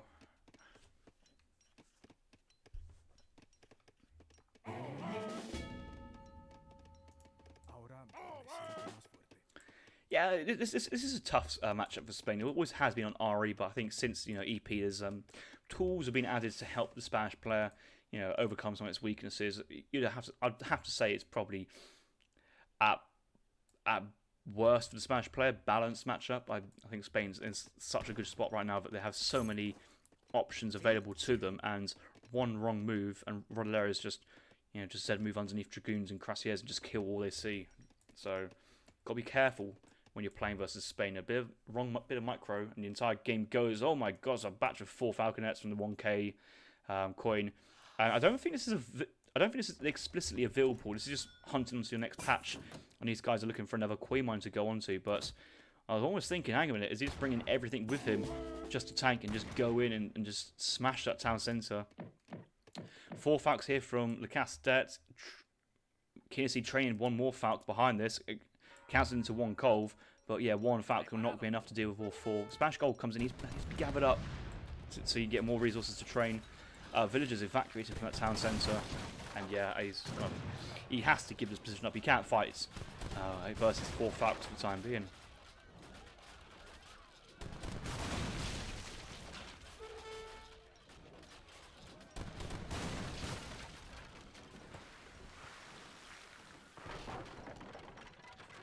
I wonder what the church was here for from Spain. I don't think there's any specific tech he wants to research. Could research gas lighting maybe for the villages or buildings. And he's not going to send advanced. Church hasn't got in his deck, so it's just there for the experience, just to kind of help his shipment progression along. But he's already sent, his cards he wants to send. He's now sent Cav Combat. Yeah, Cav Combat's a good card still. Where those rods gone? He's only got 12 rods. The Falc's gone down to the south, bit of a weird path in. Does have a couple of lancers actually. There are skirmishers on the field, a bit away from dragoons, but they can close in behind. Those villagers trained from the town centre will probably all get picked off. That's really unfortunate to see. And just 16 rods actually is it's just enough. It's 2 coals. Kynesie is going to need some micro, like an absolute god, to squeeze all the value out from those culverins to make this trade somewhat work. Chat's kicking off again. Oh, my. To be fair, I do enjoy watching streams back with the chat on, just seeing a little bit of a little look to see what was going on. Just some funny stuff. This is some proper drag box micro OP stuff. Look at it, just proper dragging everything. Oh, look at that control. Brigadier plus gameplay. Okay, his culverins to the backside. He's going to spin him back to the back. That's not nice to see. He's only got 2 lancers. Somehow, I don't think a fight's really happened yet. But somehow, okay, he hasn't sent the 5 lancer card. That's probably why. Okay, Skirm's moving forward here. But yeah, there's nothing really here to kill the Skirms. He's got a small, massive 1 falconet won't really be enough. Oh, Kynesi's going to Unction Skirms. 5 donkeys coming out. So yeah, instead of sending 5 lancers, he's just going to go, right, I just want to buff my entire army. Here come the donkeys. Unction called. Culverin's in a bit of a weird position at the moment. 1 falconet will get one shot off onto the skirmishes and might actually force the others back. But once the unction comes in, the falconets will do very well. Also, unction's culverins should be able to rip through the falconets a lot faster, especially when you consider the splash damage. I still think it's still going to be a 2-shot kill, but it's going to be quite easy. Here's 3 culverins here from Lecastete. We're just teeing ourselves up for a massive fight here. 1 falconet, culverins really in the position, and revealing to Lecastete what the plan is. But he's just going to go in and tank it. He's not really seen too many skirmishes, but now sees the unction. 23 attack on those skirmishes. Lecastete's only down to 20. Does actually have team range infantry attacks. That's quite a nice card to have. Tell you what, unction culverin as well. Actually starting to do some decent damage versus the skirmishes. 5 skirmishes already gone down for the French player with no engagement yet to take place. Oh, the first artillery rangers come in, trade him 1 culverin each, but you know, he needs Kynesie still has 2 culverins here, but was that a 1-shot? That was a 1-shot onto the falconets, but the extra reinforcement culverins here from the French player have worked absolute wonders here, picked off all the artillery. The plan was to fight with artillery superiority, but he has to go in now and try and pick off the falconets. But this charge is, it feels like a very a charge in vain with no lancers here. Brother's gone down very quickly. The GG has been called, and series evens up to 2-2. Yeah, interesting take there on the Spanish game there from Kynesie. Not often do you see like a real eco behind you. Age up the town centre. Sent 9 rods first, but then Spanish gold. That 1k wood shipment. It's a great shipment, but got pushed at the same time. Couldn't squeeze the proper value from that card that you would really wanted to at the same point. And then in the end, this mass of dragoons. It felt like a really awkward unit to have in a combination. Weren't directly countering any units, and they could have been more skirms and rods. Apart from that, though, I like the ideas from both players. I really like Lecastete's 4 CDB 700 coin, faster age up. Had the church in base for a greater shipment progression, but just really dominated that early game, just forcing the 9 Rodaleros, trading off with the dragoons, picking up some villagers. Some real smart play there, and deviating away from the classic bot build of the 5 Hussar semi-FF, 4 Vil, 700 wood, 700 coin, and age up afterwards. So yeah. Well, the shipment order's at the bottom of the screen, so you can watch that as it goes along. I think it comes up most of the time. But if I was to go into French players thing, it would be 3, 4, 700, 5 dragoons, 8 skirm, 2 falconet, cav combat, 1k. There's a 1k wood in there somewhere, but 1k coin, and then infantry cards afterwards. But yeah, I know that I was a little bit more paying attention to the Spanish play. Went 3, 700, 700, 5, 9. Spanish gold, possibly 8 Rodaleros there, 1k wood, infantry combat. 2 falcons quite late on actually, then maybe the cav combat, then finish up the unction. But yeah, it's all on the bottom for you to see at that point. Right, it's 2-2 apiece. Let's move on to game number 5 of a best of 7 series. So yeah, 2-2. Anyway, series, let's carry on.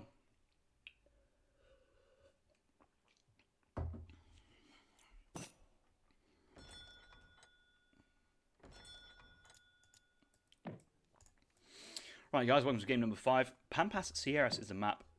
Kynesie playing as the Japanese civilization spawning to the south of the map in the colour blue. Lecastete playing as the Swedes spawning to the north of the map in the colour red.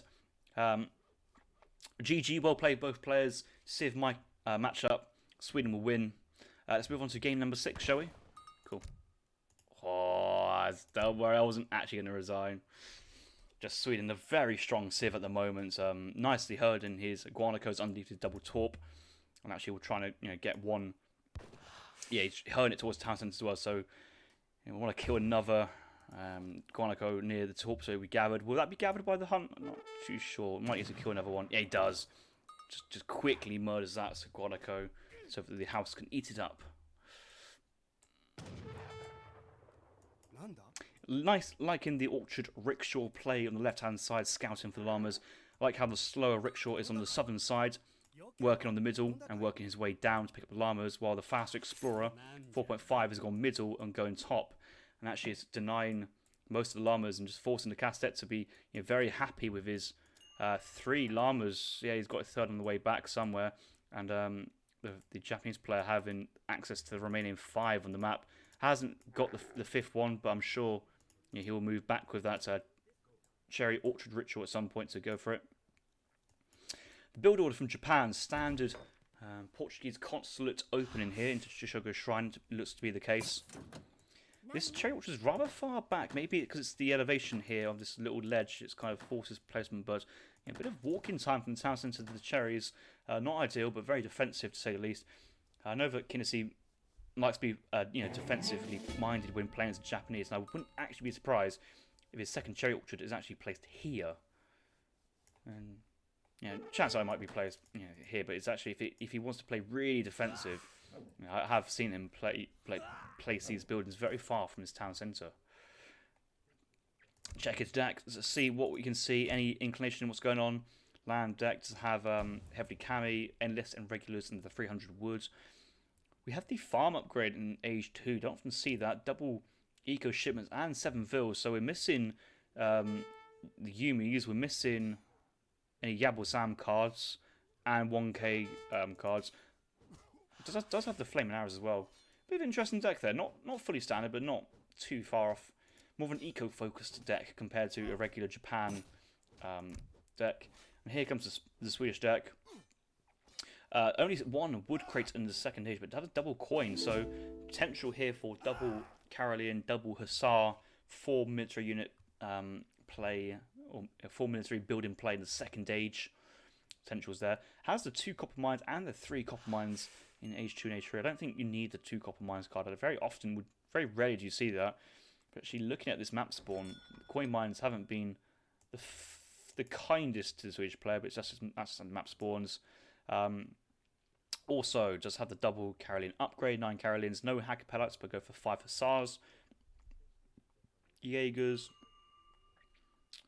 No mercenary contractors in the 4th age, but obviously have the Svei Lifeguard, the GG shipment of 6 Mamelukes, the GG shipment of Svei Lifeguard, and the 2 factories. And actually, quite often players just skip the factories because factories are good, but 6 Mamelukes are even better. Hello. Okay, first top villager coming out from Lecastete, going to top his own mine first instead of trying to work on Japan players. You see he's gone for the middle, but realistically, I think quite a lot of Swedish players really go aggressive with their villagers first and then work back. Similar to how Japan monks should be shrining their hunts in accordance to how Zuta would like to say it. You have one explorer one side, one the other, and both on the edges, and track back towards your town centre. Shrine leads hunts up as your very last hunts to shrine. BM lame, such a lamer, stealing 2 llamas there from Kynesie, because I think if this is underneath a building being built, it's not actually protected by the building, so yeah, Lecastete was able to steal that. Oh well. Okay, so we got a scout and 2 monks here fighting down the settler, but actually the monks is tempting to fight, but they need to get out and carry on shrining. Like, it's really hard to kind of lead the villager here, which will be torping up the mines and being super annoying, but you've got to focus on your own boom sometimes. Maybe something like a 5 Musk first card from Kynesie could be a tactical way to kind of get some control, killing the villagers. He's even walling up the mines, and it's like, it feels weird, but it's like part of like anti-Sweden players literally having to wall off the mines, but it's just kind of what you have to do. Oh, that's a nice counter wall, isn't it? Blocking. Oh, this wall will go up. This wall will go up. Oh, please tell me he actually can get the other wall in, and that would be so fun to wall the villager in. But I don't think that's possible. Actually, he's gone the other side. No, he can't do it. But he's denied torps from this mine, and that's really well done. So I think Kynesie will move back. He's just going to torp his own. Yeah, Really nice. Oh, it's just a weird sight, but you get used to it. And obviously, I did quite a bit of this wall in versus my tournament opponent in a tournament game. So you know, if you can't win them, you have to kind of have to join them at the same time.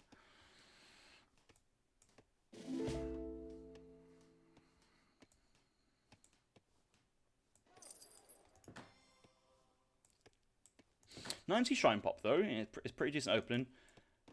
We've got the 2 cows, 2 villager age up, a very, very strong age up of the Swedes. Just imagine if they had the 400 wood politician there, that would be insane if they did. Defensive barracks, but honestly, I don't think we'll be seeing any units within the first. Yeah, he's got barracks as well. I guess both players want to have like musketeers on the field to try and counter each other and be annoying in that sense, but Kynesie is just mind his own business, trying all his hunts. Again, his shrine is absolutely fine. If he's got spare wood, maybe you could have one villager to shrine those and have your explorers still out in the front. But this is the type of hunt you really want to shrine. It's so much hunt behind the base you can't shrine. Yeah, that's 3 hunts. That's 1, 2, 3. Starting hunt's gone off somewhere else, but damn, that's just so much food. If you're a brick player on this map, you'll be loving life. It's just so much, and that's like. This map is very inconsistent for the amount of resources you kind of spawn in and around your base. That's one thing I noticed. So it's not an ideal map in that sense, but it's a lovely map apart from that.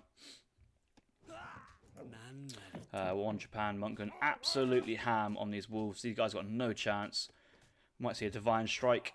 There you go, divine strike. The wolf slain it very, very quickly, and the game progresses on.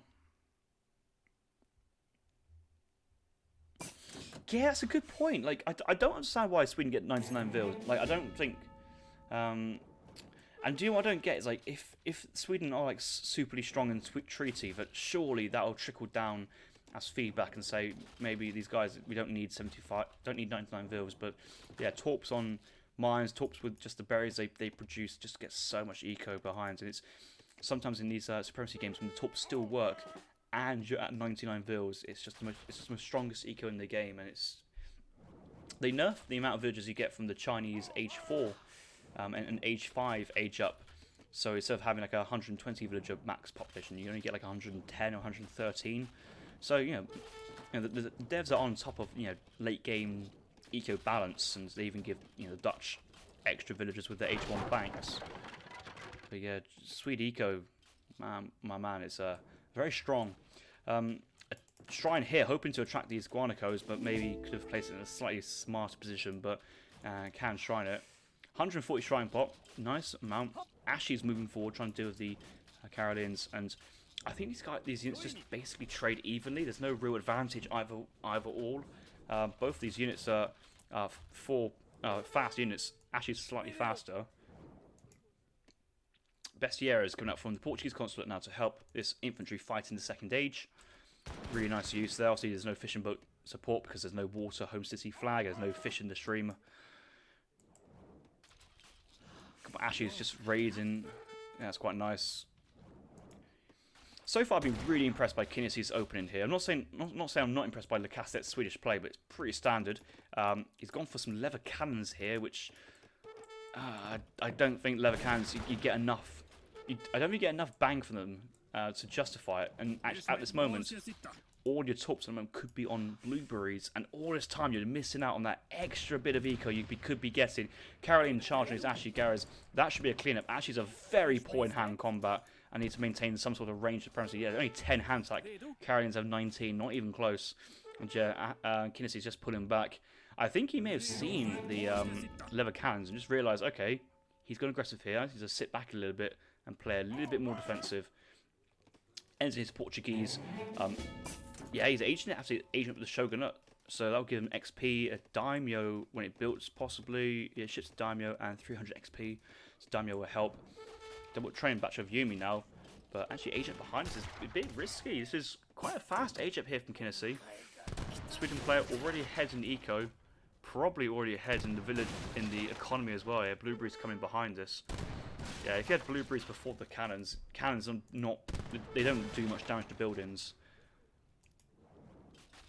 Yeah, and it's like a classic. Sweden had the thing similar situation to Dutch currently, where there's only one real good build order. Or I mean, there's other good build orders, but there's no reason to not go Freeville, 700, Engelberg, Blueberries in most matchups anymore. It's just standard card progression, and your eco will be on fire in a great position.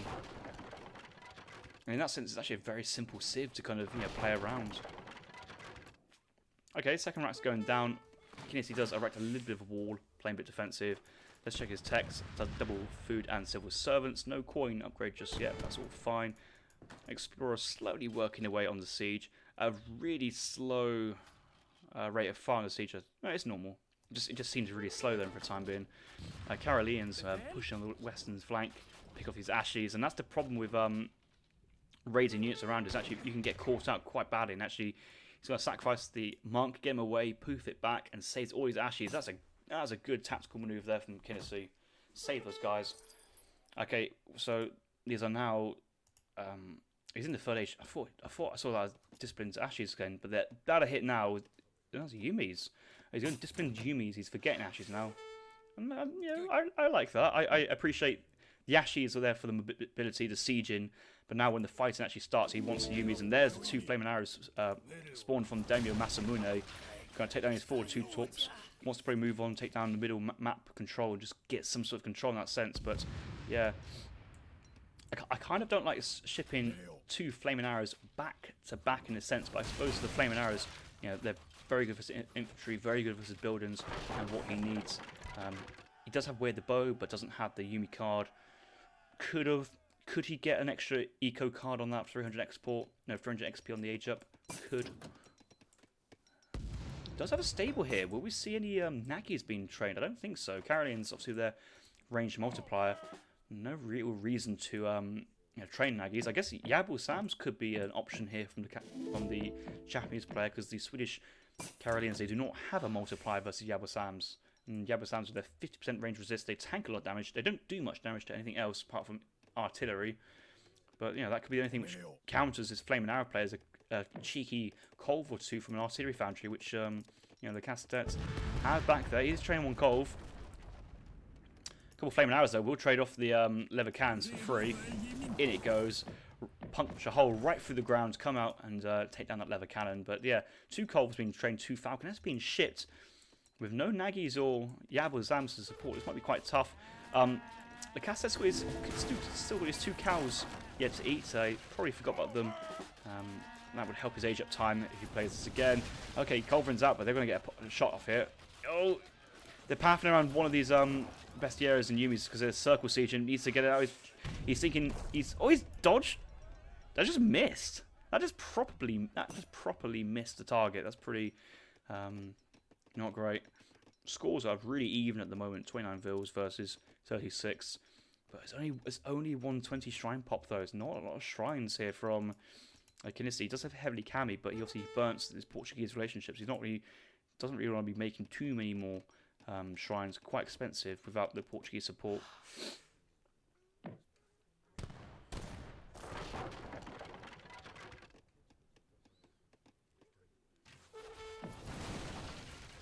I was waiting for his Yabasam mass to grow. Shipping Nagis to Daimyo Masamune. There's 3 more Yabasams. Oh, there's a big volley there on the Caroleans, but the Colvins will unpack and will pick off one Flamehouse. The problem is, like, the Yabasams, they need to kind of go out to pick off the Colvins, but they've gone such a poor angle. The infantry, they should be fighting at the same time as well. Oh, this has gone really messy here for Kynesie. All those Yabasams have actually gone down. Nagit's still standing. But the Falconets are getting some good volleys on the infantry. The Flaming Arrows are away from the Culverins because they want to keep them alive and protected. Explorer taking a full volley of shots from the Flaming Arrow. But this fight's gone so well for Sweden. It's unreal. And that's really put Japan play on the back foot now after that. And I think the score lead from Sweden's in the lead. He's got the momentum. He's not being complacent though. He knows that he could potentially lose the situation here. Flaming Arrows trying to pick off the Falconets, but more reinforcements. Reinforcements just standing idle over here. And actually, if Sweden went into some hussars at this point, I don't really see much of an answer for that. But game carries on. Double racks at home. Could be triple racks production at this point. Lots of resources still to spare. Train some more Culverins. Conscious of the Flaming Arrows. But Hussars here would probably be the nail in the coffin. Try a trade-off, but the Flaming Arrows will get one more shot. Locked on with the fire. Goes long shot, picks off the Falconet there. So actually recovered from that poor fight with picking up the cavalry afterwards. Not too bad.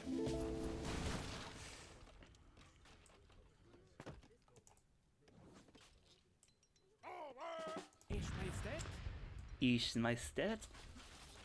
There's a couple more Yabasams. It's so something because it literally ran through all the Karelians that you got and then hand combated down. Yeah, it's a lot of resources went down the toilet at that point. But at the moment though, Karelians, they can't really take on Flaming Arrow and Massey Yumi.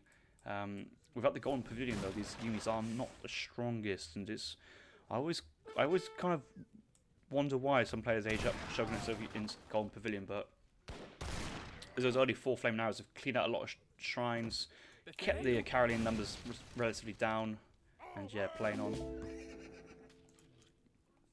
Did Lecastete literally just send Musk HP from age 2?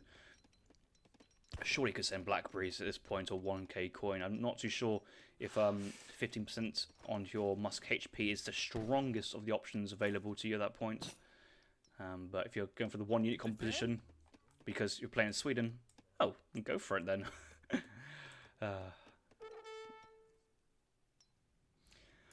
Flaming Arrows have been moving out across the map. They've actually killed off a lot of these torps. Karen's sieging some shrines on the right hand side, being nice well. Lecastete just fully torping his mines. These weren't fully torped, but he's now out there torping because he's got the time and space. Just some really good eco play there from Sweden. I know I'm like overhyping it, but you know, if you lose some torps, well, better replace them somewhere. And even just in the trees on the hunt, just having torps just is so strong. It's so good. Cows are still alive. Unfortunately, you only gather from the cows once they're dead, not standing around. I think he just properly forgot about them, but that's okay. Alright, Karelians are now starting to push out into the Japan player's base. I'll tell you what I've not noticed is Kynesie spending his export. He's trained 1 shinobi, but maybe did he train a big batch of clubs somewhere? Like, I haven't really seen too much, because he's just been training some shinobi no monos to help clear out the Karelians attacking his shrines. Makes sense. Yeah, winning clubs. Oh, Yabba-san flank! Yabba-san flank! My god, this is going to be big. He's got to go for the culverins, but he doesn't actually see. Okay, he sees now the Falconets. He might just literally do a U-turn and try and pick one of these things. He's going to go in hand combat. How much are you guys do? 7 times by 8. Holy moly, that's a lot of damage there. But 1 culverin still stands, and unfortunately, all 3 Falconets still stand, but quite a lot of them lower HP. This is probably where you want to get some shinobi no monos and stealth to creep up on these guys and pick them afterwards. Oh, I'm missing all the Karelians. I wonder where the Karelians went. Yeah, most of the Karelians are there, but a couple have gone in. I don't think too many villagers have gone down here from Kynesie. You do see the monastery going down behind this. Training Black Riders. Maybe just needed some mercenary. Had a lot of coin behind this. Flaming Arrows moving top side. Yabba-Sam's about to pop here from Kynesie. A lot of Falconets here actually potentially going to get picked up. Wait, depends where these Karelians go. Okay, they're going back to the Falconets. It's a very wise, smart move here. Karelians trying to raid. Actually trying to raid the Japan players. Actually quite funny to see. Yabba-Sam's going to go flank from a side position. He knows what he needs to do. He needs to basically pick off the Falconets for as free as possible. No, 2 is a lower HP. I think he's going for the charge now. Karen's going to go to the side. Would he commit? We've got Flaming Arrow left side just trying to distract, but he's actually seen it now. He's going to go in. 1 Falcon going down. 2nd Falcon will go down. He's probably splitting the micro there. Yeah. Come on. Just get this 1 Falcon at 1 HP down. It does go down. And that's fine, actually. Trading 2 Falcons for 5 Yabba-Sams is an alright trade. It's not too bad. Another barracks going down. And yeah, so far it's not looking too bad for, I mean, either player, but that could have gone really wrong really quickly there for Japan. Be stabilised, but just more infantry, Jaegers now, Karelians and Jaegers just creeping across. Finally has a stable at home. Not working though. Black Riders coming out, trying to focus down the culverin, and the Flaming Arrow is still standing, doing some decent damage, but the Flaming Arrow gets picked off before the culverin was killed there, so that's not ideal. The Black Riders went down very cheaply there. Falconet on 5 HP, but no real way to get onto those units. Another big batch of Yabba-Sams come out. This is all fine. It's all fun and games until the Jaegers cross the map, and I don't think Kynesie going to have much of a plan here for Jaegers. Such a strong unit, and Jaeger Karelians feels really strong. A couple Yabs will have to retreat to the eastern side to stay alive. The Yumi count is just not looking strong here for Kynesie. Really needs to be up to like 40 and 50. A lot of Yumi archers now sending away with the bow.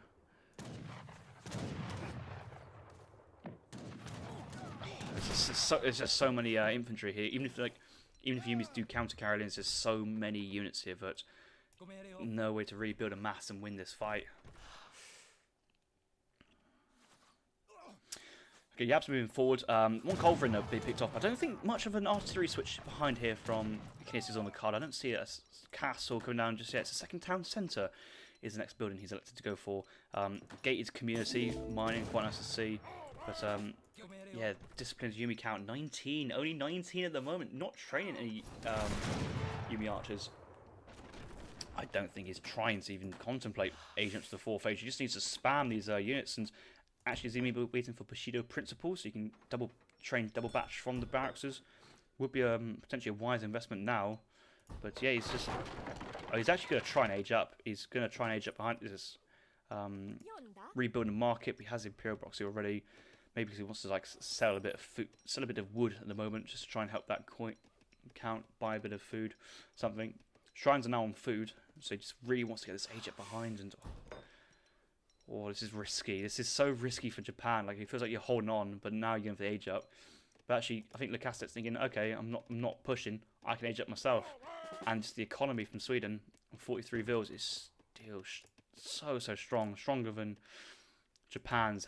You have to feel like it's stronger than Japan's. Even though it's in Blackberries on his most of his torps. Most of his mines are mined out from the Engelberg, and it's just so ridiculous, absolutely ridiculous. But and that's the thing. When we get to the 4th age, we're looking to MAM support. We're looking to range resist Karelians. We don't have Jaeger combat in the 4th age, but we do have heavy cannons, double factories. This is the point. Basically, you drop up church down and research mercantilism, because you're going to get so much value from your H4 shipments and so much momentum from it. It's worth doing.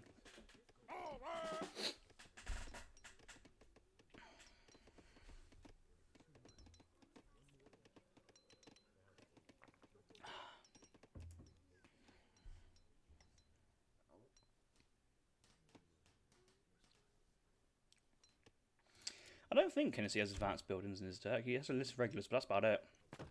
He sent 7 vils once, but probably will be sending stuff like 16 Yumi twice. Definitely the 4 Flaming Arrows twice will be his plan. Actually, went Clubman here. I think he wants to try and siege down the Torps. That's a very good idea, but 1500 HP Torps is quite a tough thing to siege, but lucky to him, he will have guard Yamabushis, so that should do himself a big boost there. Yeah, 58 siege per infantryman, so that's pretty decent. The age up's coming. Lecastete's thinking, okay, I gotta push in now. Researching guard Karelians into Sveti Life Guards behind as well. Just a classic Swedish composition of Sveti Life Guards and more Sveti Life Guards. I still maintain my position that I think a cavalry switch into double hussars would have won the game, would have been really strong. But it's going to be Yumi archers versus Karelians, and actually, I know that one unit direct counts the other, but in age 4 it doesn't. It might do. It's close, but both units are ridiculously strong. Let's leave it like that. But Kynesie will need to get on as Yumi. Yumi's moving forward, and he needs to move back before he gets it. He's gone into Honored Flaming Arrows, sending Flaming Arrows back to back behind, which is pretty decent. He's up the left side. I haven't really been focused on the side expansion, but here comes more Flaming Arrows to fight. I think he wants to try and fight his artillery. Of course, he's got doing siege damage, so we'll bypass quite a lot of the range resist of the Guard Karelians. So this is a somewhat of an alright fight. Falconets will get picked off here by the Flaming Arrows. Flaming Arrows with their multipliers versus Falconets. You see how their Honored skins are so much more beefier. A big dragon on their artillery piece, just to signify the Honored has come in. Still disciplined. Triple train from 3 barracks. Could cancel one batch and go into Honored very quickly. Overkills at Falconet.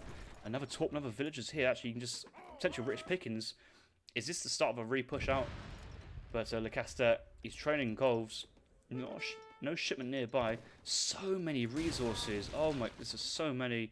Yabba-Sam's on the right flank, protecting from a Guard Karelian raid. Wall in the middle again. It's just walling here, walling there, walling everywhere. There's potential for a long one at this point. Disciplined Yumi's coming out. Greatcoat is coming out from Sweden now at this point. The classic 22-minute Greatcoat.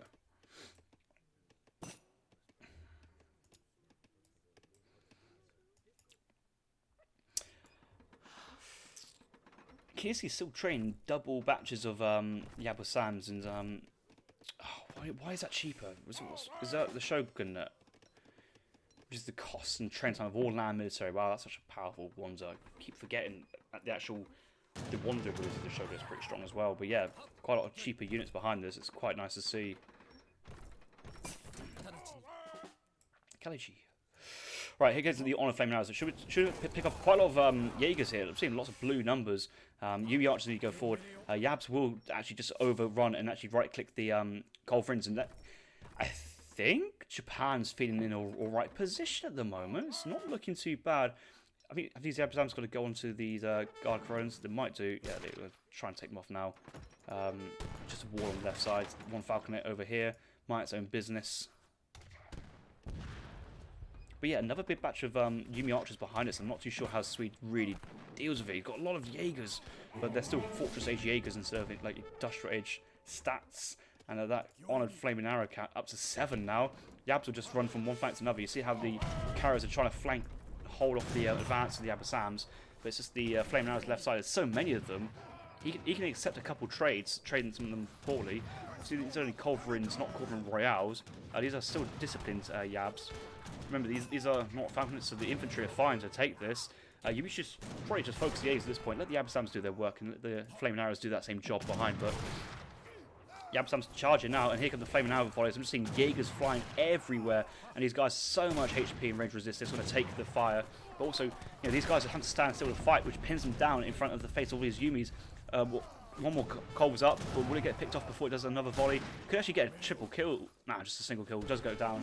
And actually, there's so many Japan units here. The 7 Flame Arrows still standing. The chase is on, pushing Sweden player out of a Japan player's base. Bit of a backdoor raid here. Karelian's on the stable, just sieging. But another batch of honoured Flaming Arrows, 11 on the field, charging across. Where's that cavalry from Sweden? Needing that cavalry at this point. Can't go through full Karelian versus Yumi. Yeah, basically full Yumi for Flaming Arrow at this point. The Yabba-Sams, they are anti-cav, but they're not that great as an anti-cav unit, especially with no melee resist. If a Hussar gets on top of those, they just cut them down very, very quickly.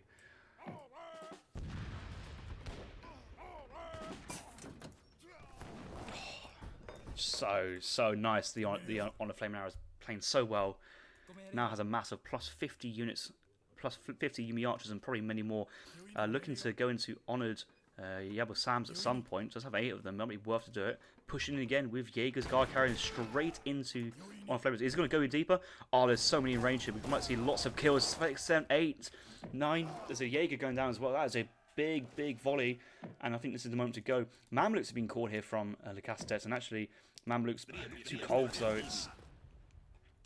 Yeah, I guess the Colves, you need them for the Flaming Arrows, and Mams, it's nice, but it's just not going to be enough, and all those resources just poured into more Karelians, and just getting picked off for fun by Yumi Flaming Arrow, and when you have so many of this, the Yabba-Sams will just charge in onto the Mamluks. There's a bit of a wall here, they need to break through the wall.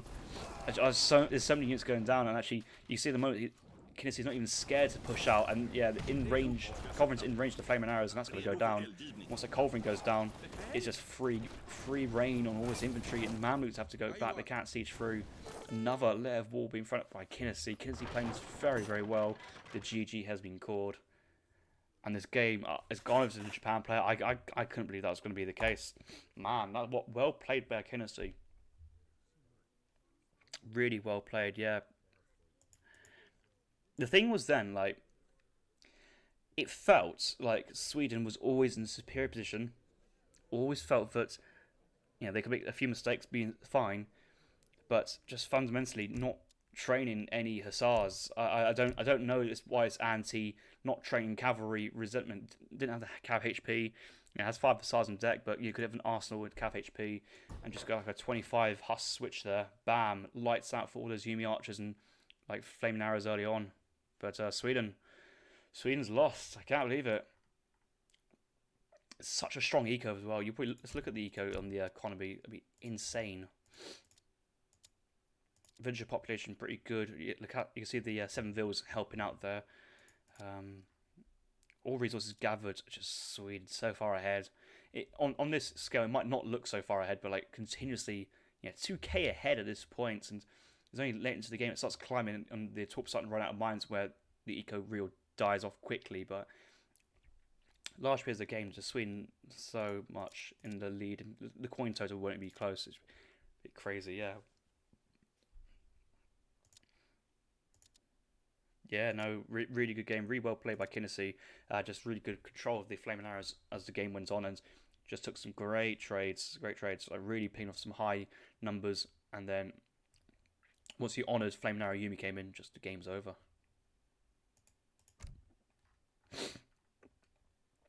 Everyone asking to nerf Japan. Oh, please no. Japan are a cancer sieve, but they are my cancer sieve. Like they are like a.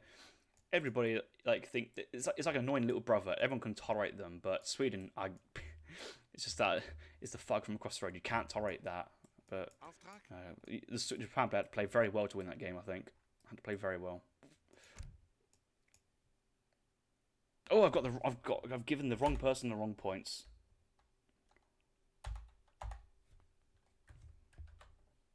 Has that gone right? Yeah. 3-2 in favour of Kynesie. Let's move on to the next game.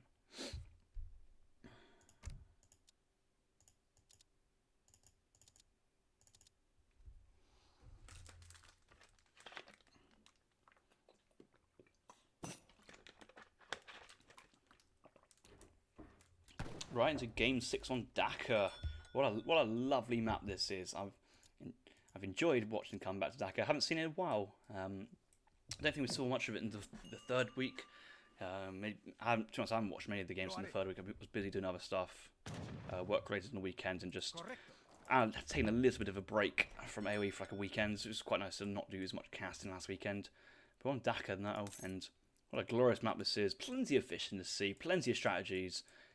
But now, actually having seen the meta develop with like the Lecastete and some of the DE gimmicks, I have to say, I think it's time to dry this middle pond up. It really is. I do like these little swampy waters on top side. That's quite nice. But yeah, it's I feel we need to open this up a little bit.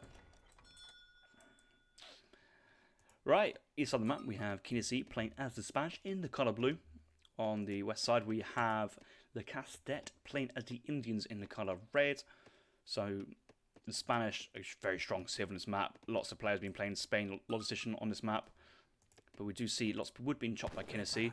Maybe Kynesie does not know about the Lecastete, or maybe he prefers his own strategies to play around with it. But a lot of villagers building, actually, quite awkward in that sense. Not really an efficient way to do it. And he may have actually walked past a wood treasure to get to that point as well. So there's always potential in that sense. The cookbook's over here, and yeah, there's the 80 wood treasure being picked up. Looking at his deck, water low gestation, emphasis on the low there. Nice deck there. Just look at age 2. No 700 wood, no 700 coin. There's only 300 wood here, no 300 coin at all. No 5 vil, no nothing. First card unction of an advanced Arsenal. Wow. Age 3 does have 1k wood behind this Spanish gold. Yeah, what an interesting deck. No team coastal defenses, but I don't think he really needs it too much. The thing is playing against India, and India is one of the strongest anti-water, especially with siege elephants. 1 versus 1 Portuguese sea, so advanced dock is there, naval combat, double shipments, 2 siege allies, 3 siege allies, elephant combat. All these options available to the Indian player. Right, boys, I'm looking at the chat. I'm seeing a bit of copy and pasta. I've got a copy and pasta for you to copy and pasta. Copy and pasta, this message there, exclamation mark, charity. Next weekend, I'm doing a sponsored cycle ride, 100 miles from the north coast of Devon down to the south coast with some guys from work, raising a bit of cash for the Rifles charity, care for casualties. So anybody could spare any support to sponsor, that would be really appreciated and be a very kind thing to kind of support. Obviously, that's a charity thing that's not going to me, so feel free in that sense. Right, back to the game. Herding the elephants. We've got one villager moving forward. Is that an agri fort right on the pond? It's quite nice. The only thing I'm a bit cautious of is that he's aggroed the middle pond, but not really the southern sea. I feel that if he's looked at Kynesi's deck, we'd be able to understand what's up. And why would you not drop an agri fort right here? That would be such a great place for an agri fort covering the water. Aris Durantino is asking, mod me so I can sort this chat out. Surely, Mini, Bram, Noel, someone else is around. I'm in the game. I'll sort it out later.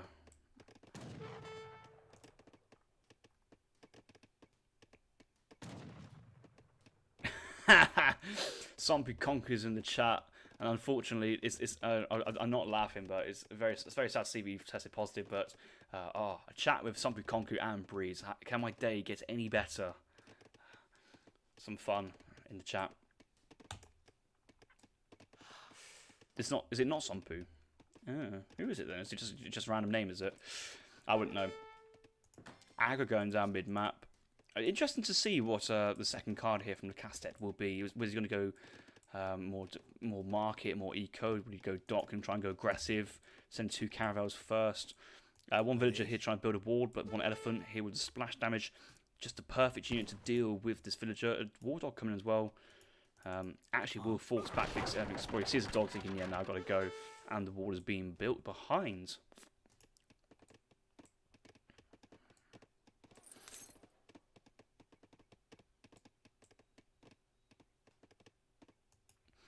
Oh, I love this play from Kynesie. Some people are like, I'm not a big fan of this, but I really like the idea of going. So he's gone for a 15 long decision, quite slow, but I like the idea of going to advanced train post because the thing is, if you get all these train posts built, Auto XP helps your shipments. When you research Stagecoach, you get a full batch of XP depending on where the traveler is. When you get this XP in faster, and for the first 10 shipments, so he's now sent shipment number 3, but for the next 7 shipments, let's say you had Stagecoach Eco, it's better to leave the Stagecoach on experience points and then send in the wood crates behind, so you just get so much more resources that way, and it's just a really strong like kind of resource income. And I think it's just you get too many resources from 4 TP line logistician H1 shenanigans. It's what it is. But quite a lot of people in this map just go straight for the water, skip the trading line. But I think the trading line's a very integral part of logistician play behind this. But I certainly appreciate either way of doing it. Docks coming down later on.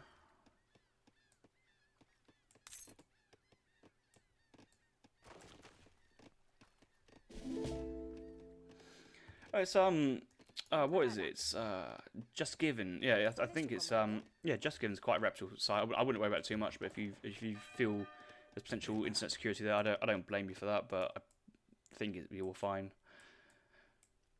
Because I usually donate that stuff with debit cards instead of credit cards, so I think it's an added bit of extra security there from the bank, so that's all fine. Right, we've got Fish Market coming in from Spain. Obviously, double dock going down. Sent 300 wood after schooners just to get that extra resources to start pumping those fishing boats out. Not gone Stagecoach at the moment, and I think the reason why he hasn't gone Stagecoach is he doesn't want to go Stagecoach and then lose the Stagecoach. He's just happy with what's XP and actually forcing the Lecastete to the top side of the map when he's actually going to boom on the south side. So this is just making use of the full kind of like map channels there are. So he's like forcing the Lecastete to the upper side, while he's just going to have fun going to town on the southern side. Massive water eco, just spamming loads of fishing boats. And it's going pretty well. Even training 3 musketeers behind this. I don't actually know where his barracks is. Where is his barracks? Where's the barracks? There's a barracks up here. Wow. Oh, advanced buildings as well, because he wants to hold on to these the TPs. And if this does come in, this will get up to about maybe 5,500. It'll give an extra like 1k HP. So he's actually going to get Explorer in just to try and distract and buy and force. But I'm surprised why the amount of train posts just sieging down the Explorer all this time. Yeah, there comes an extra bunch of HP there. It's quite funny to see. An extra 1,000. All these early sea poisons. First train post still not down, and all I hear is just docks being produced continuously on the Southern Sea. Just continuous production. Okay, we do have a castle here. Do we see a naval shipment? Yes, 2 caravels have just hopped onto the Southern Sea here from Lecastete, but no outpost here as well. It does have, obviously, Team Coastal Defences and Advanced Dock. Okay, no Team Coastal, but it does have Advanced Dock. I'm sure Kynasie's the type of player who would love to send Advanced Dock whenever he can.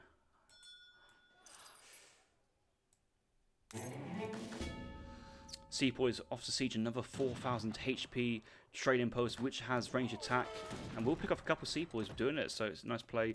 Backdoor raid, 5 musketeers. Lecastete will not be expecting this whatsoever, but it will go down quite nicely. Spanish play now. Send 2 caravels, needing to get back onto the water, get a bit of breathing space behind this. Is he making dogs from his water explorer? No, he's not. I don't think he is at the moment. But 5 musks going to force a couple of villagers away. It's going to be really annoying. Actually, force him into the castle. Will he get that villager? I think he will. Yep, does get down. Plus 10's been called. Yeah, it's been quite nice. More musks run the top side. You just don't expect the top side of the barracks. This is one of those maps where like random building placements is kind of encouraged because it just throws your opponent off so much. That's the thing. So sometimes, even if it's not the strongest, it's just really, if you can like mess with your opponent, throw your opponent off, it's so good. Lecastete building a training post, even if it's not stagecoach, because I think he just doesn't want to have the possibility of the opponent going into stagecoach. So yeah, we'll build 1 training post at this point. 2 caravels have come out. We're going to trade with these caravels. This caravel's lost a bit of HP already, so this is a fight actually Spain wants to take and try and like really put pressure on already. But notice they've gone back to the castle. He's going to retreat back to the dock, and life goes on. Musketeers just trying to find a way home to safety, but he's going to hide in the trees. Oh, I can't find those. That's some naughty bit of hiding. 2 muskets to run into base, going to be really annoying. Reminds me back to game number 2 on Colorado with the Chimie raids. Really annoying that is, but yeah, look at Kynesie here just playing some good Age of Empires time being. 3rd caravel being trained, shipping naval combat behind this. A dock is coming from India to repair the health on his caravels. He's also sent naval combat at this point. Just too strong of a card to not send.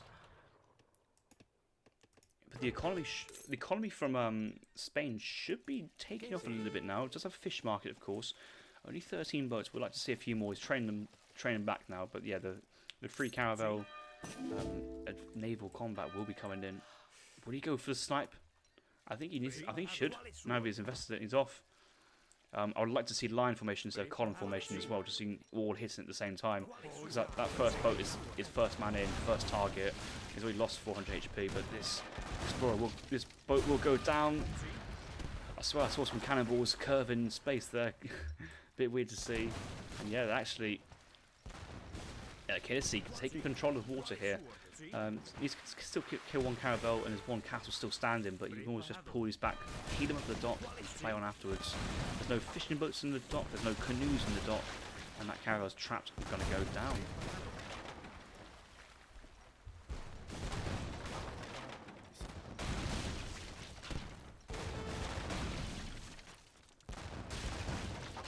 Top side, we do see the Seapoys. The mass is growing. He's taking down 3 trading posts now from Kynesie, but I think he's probably just clocked onto the fact that they weren't really eco TPs, but just pushing along this logistician bonus, and also being a bit distracting. Yeah, both of those caravels just retreating to the docks to be healed, and this other caravel is just patrolling the coast. Might pick off a villager. He's got the annoyance of the town centre. Actually, caravel coming out, and this caravel needs to retreat. And it's not like the other caravels back at base are fully healed up as well.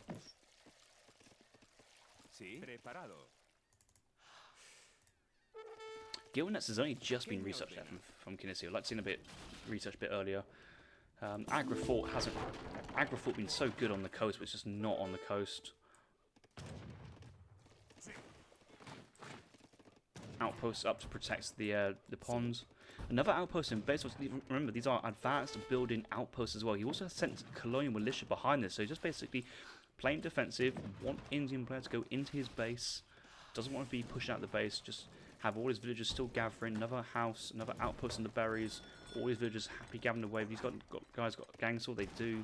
Good to see. 4 caravels behind. These guys are just getting healed up at a nice fast rate at the moment. Oh, this caravel's very low HP. I don't think Kynasie's going to think about making a 4th dock to heal this up, but Lecastete's, the dock's still standing, trying to heal this caravel back up to full. But I don't really know how Lecastete can really combat all this water. Going to stagecoach himself? No, because he knows he does have the control of the stagecoach. It's actually quite nice. Only on 1 train post at a time, but he does need to actually make them faster. Sepoys move in, but as soon as they see it's ATP outposts, colonial militia, and extra advanced buildings, 9,000 HP town centre. Oh, that's not going down anytime soon. That's brutal. Okay, the age up now is being used. The Tower of Victory is the age up, so 800 wood and inspiration ability from that age up politician or age up wonder. Spain will soon be thinking of aging up. He's going to advance. He's got armor plating and carronade as well. That's a huge investment into the naval combat. But makes sense though, because he wants to clear off the out castle, clear the dock, push his villagers back, take control of this wood line over here, and just secure the coast. But that's a lot to invest. That's going to slow down his age up as well. Now sending rendering plan. Yeah, he just wants to have so many fishing boats and control the entire sea. And on a map like this, you want to have like 40 fishing boats, saturate all the whales. I think 6 of them, and then just have so many fishing boats on food. The faster you gather, the faster they pay off. Mr. Brownboy is saying, can't wait to see siege elephants getting popped by double-carded frigates in obviously naval combat, and then carronade and armor plating so strong. I think Kynasie's actually cancelled carronade. I don't think it's gone in. No, I don't think he has actually. No. Unless I got my numbers completely wrong, I think he cancelled it. But it's okay though, because he's won water, doesn't need to overdo it.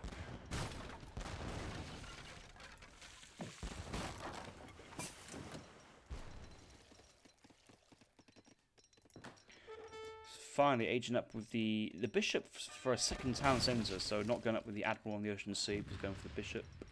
I like that. And shipping a 9,000 HP town centre with CM, of course, because you have to do it.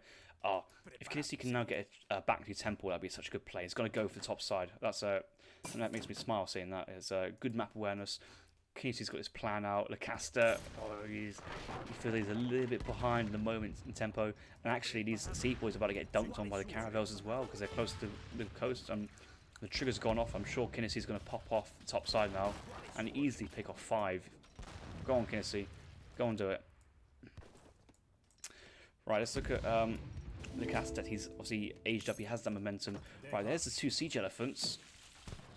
The caravels has been baited forwards there by the sepoys. That's a big volley there. Siege elephants here. They might nearly in volley, but so much HP. The caravel gets bopped.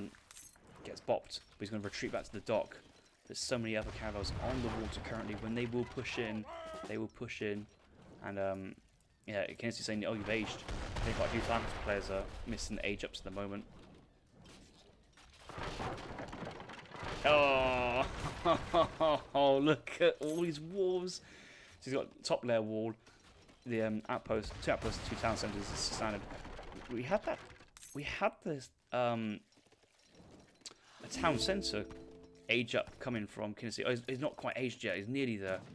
Yeah, he's nearly there. Where's that town centre going? I think it's going to go to the back side, but oh, it's just so BM. This is you love seeing it. What's his first card going to be? What would you ship at this point? Quite tough. Would you go just 1k wood? You need something to deal with the mammoths and the sea jellies though, so I feel you need to do something. But it could be 1 frigate actually. Lecastete not impressed here by the defensive play of Kynesie, and it's tough viewing if you're supporting Lecastete, but it's also sometimes you have to kind of take your hats off and say, you know, it is well played. Sepoys going towards the coast, thinking they can pick some musketeers off. Then the warships will turn up. One Mahout trying to poke down the town centre. 10 villagers inside. CM fire behind us. Just a lot of damage being done. Obviously, outpost with a 1.5 multiplier versus Mahouts as well. Okay, Falconets is the first shipment. We do have skirmishes being trained behind. We're going to force us back. And actually, once the heavy cavalry is done, the skirmishers can just push out and deal with the siege elephants. And yeah, they haven't actually done too much so far, apart from to put pressure, but no real economic damage. That town centre has not really been touched because there's too much HP there. And I'd like to see the warships just go in now. Just go in, put pressure on, and force the siege elephants to say, right, you can shoot my warships, you're going to shoot the falconets, or you're going to shoot the town centre. Second town centre built, third town centre being built by Kynesie in the background. Obviously, topside barracks now being quite annoying for Kynesie as well, as he's losing reinforcements. Next shipment, so he's sent the 2 falconets. What he's going to do now could be Eco Theory, honestly. That'd be a great card. Frigate, yeah, fine. That's fine as well. Yeah, flail elephants get melted by Minutemen because they're classed as siege troopers, so it's not good. And Mahout's going to come straight into the musketeers. It should pick off quite a few units, but actually so many units and skirmishers firing, yeah, they're going to go down. And that second Mahout's low HP, and yeah, the heavy cavalry's gone. Town centre's still firing, outpost is still firing. He's still pushing in. I think the siege elephants wants to pick off the falconets. But come on, use the caravels. You've got so much firepower just sat here waiting to use. Just push them up and just really take it. Because you know, if you lose one caravel, it's not the biggest deal, especially when it's in a frigate. And that frigate honestly could go here. I mean, we'd lose it, but it doesn't overly matter really. But I think he's just waiting for the extra range that a frigate provides. Or maybe he's going to try a beach landing. Oh, he's going to do a beach landing.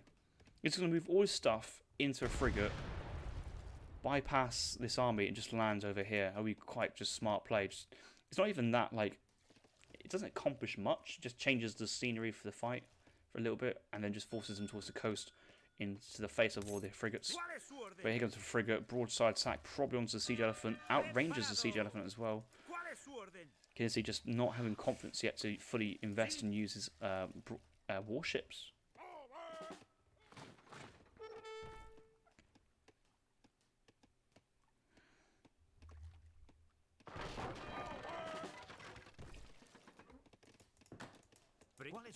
One culverin just to kind of put pressure on the siege elephants. These still are classed as artillery, so you know culverins do technically counter, but he does have so much HP anyway.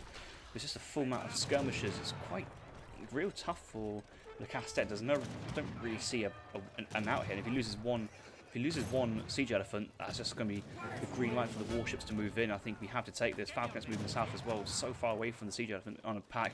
Here comes the frigate looking for the siege elephant. And put pressure on that one. Yeah, one shot on him. That's still needs another 10 to kill the frigate.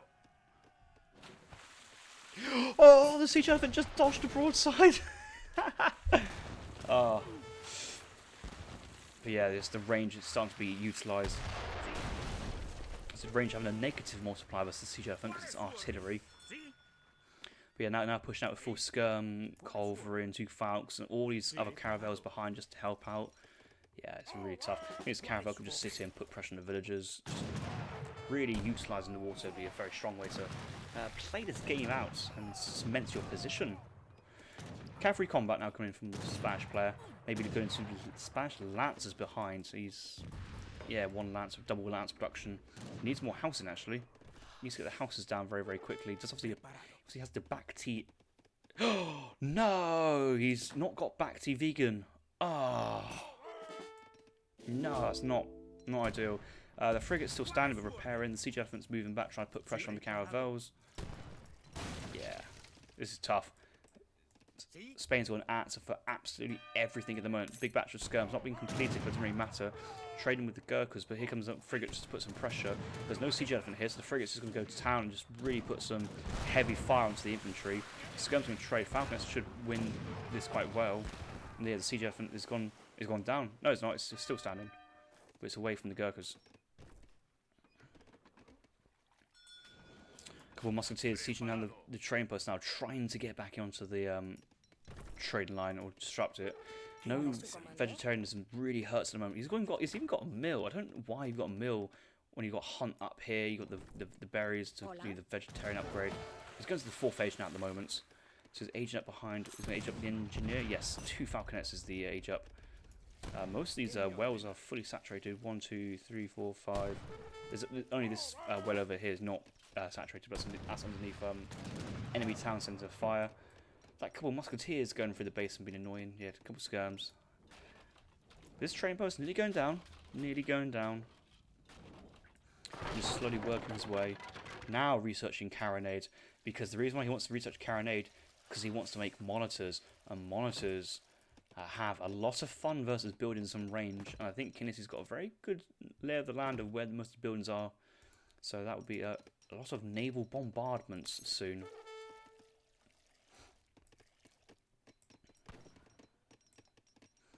Big batch of siege elephants. Nice to see that. That's probably the best way you can get back in is to have some sort of siege elephant play. He's actually going for the British Expeditionary Force. That's 9 redcoats and a falconet for another artillery piece, but the frigate will be more than enough to deal with the falconets there.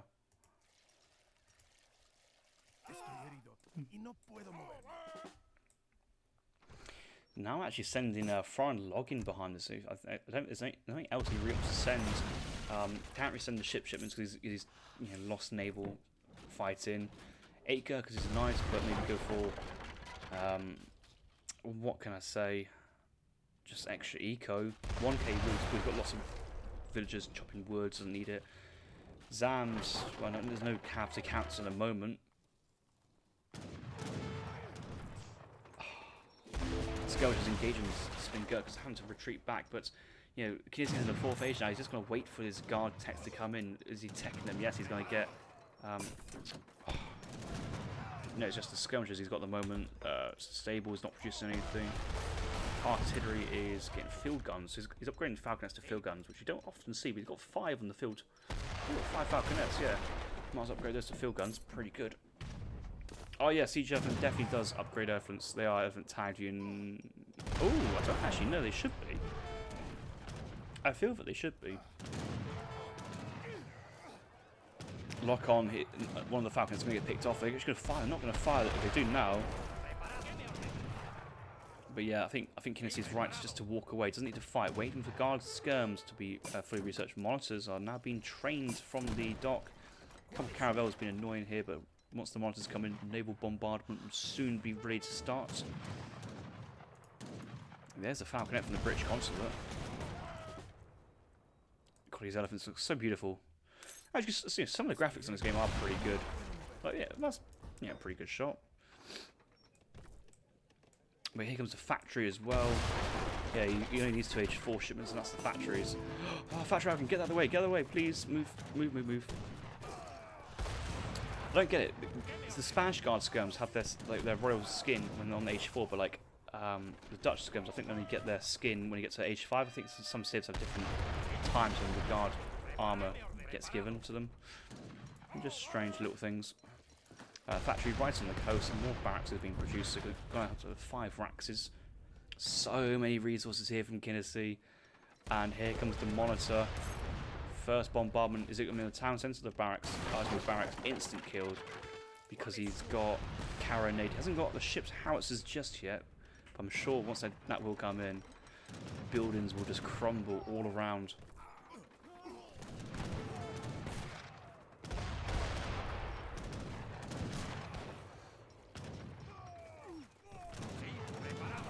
Doesn't have counter-infantry rifling just yet. Actually, not having too many lancers, and skirm count's relatively small, but now calling big batch of minutemen from the forward town centre. Now researching mass infantry and mass cavalry from the church to increase train speed. The skirms are doing the hokey-cokey dance. I don't know whether they want to turn around, move forward, go back, have a bit of a to me, to you, and they decide to move out eventually. The monitor's just patrolling, it's just destroying everything. I'd like to see a little bit more use of the warships, but that's the time being. Oh, I'll tell you what would be a really big brain blaze. Dropping a dock here, that'd be so fun to see. Seeing a couple of frigates in this position, maybe one monitor as well. There's so many siege elephants here. but just massed guard skirms just counter the entire comp. That's just what it is. 99 bills and idols. So many idols. Just get onto the mine. The mine in base, the 2 mines in base, not even touched really. Don't need it.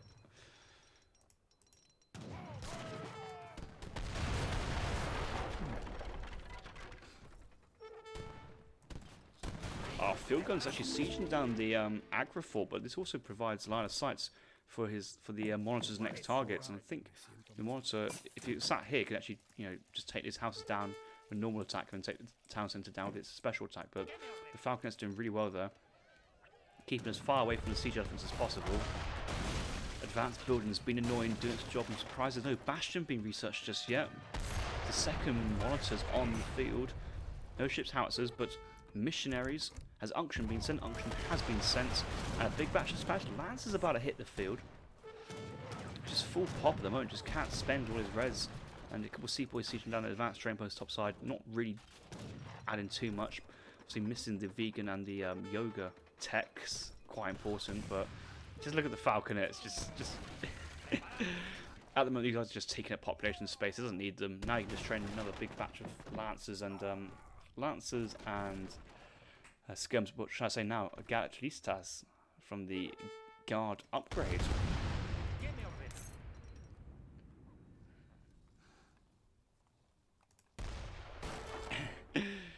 Again, Canuck saying AoE3 graphics much better than Age of Empires 4. Wow, that's saying something.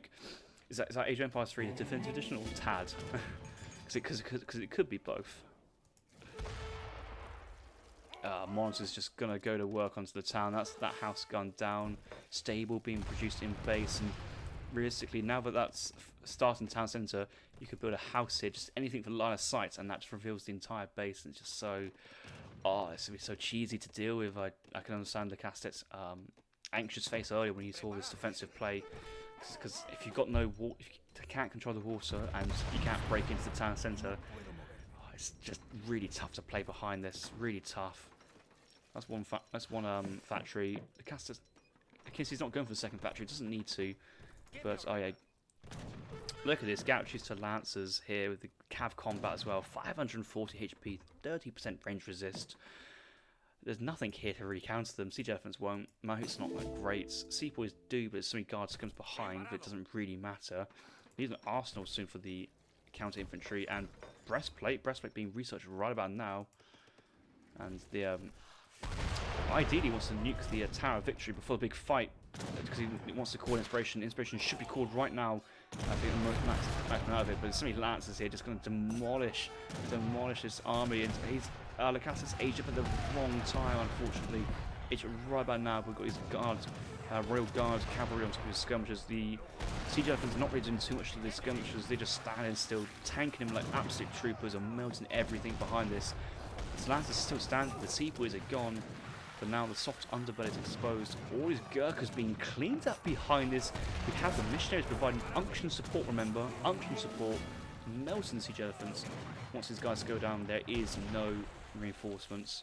Naval bombardments continues. The GGs have been called. The Lecastete has to tap out. And the crowd favourite, Kynesie, advances on to the round of 8. Successfully taking on Lecastete, winning the series 4-2. And yeah, really strong series, really good play from both players. Kynesie though, it's just the defensive play. It wasn't excessive, it wasn't BM, it was just smart defensive play. The improved buildings was just so important. This game brought so much time. Just think of the amount of the outposts, the walls, the barracks, a couple of houses. But all the extra HP from that card just slows down the push and just lets your eco just have longer to flourish. Yeah, a bit of qualms about some mill placement for getting your vegans. Coin mine's still here, and always little things. But apart from that, this game's solid. A good game plan.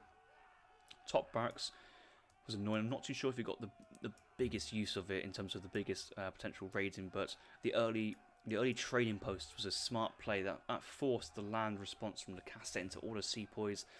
Advanced trading post, advanced buildings for extra HP. The trading post fought back, picked off some seapoys, and in the meantime, it just went on the southern coast, sieging having so many fishing boats, and then winning the water fight comprehensively as well.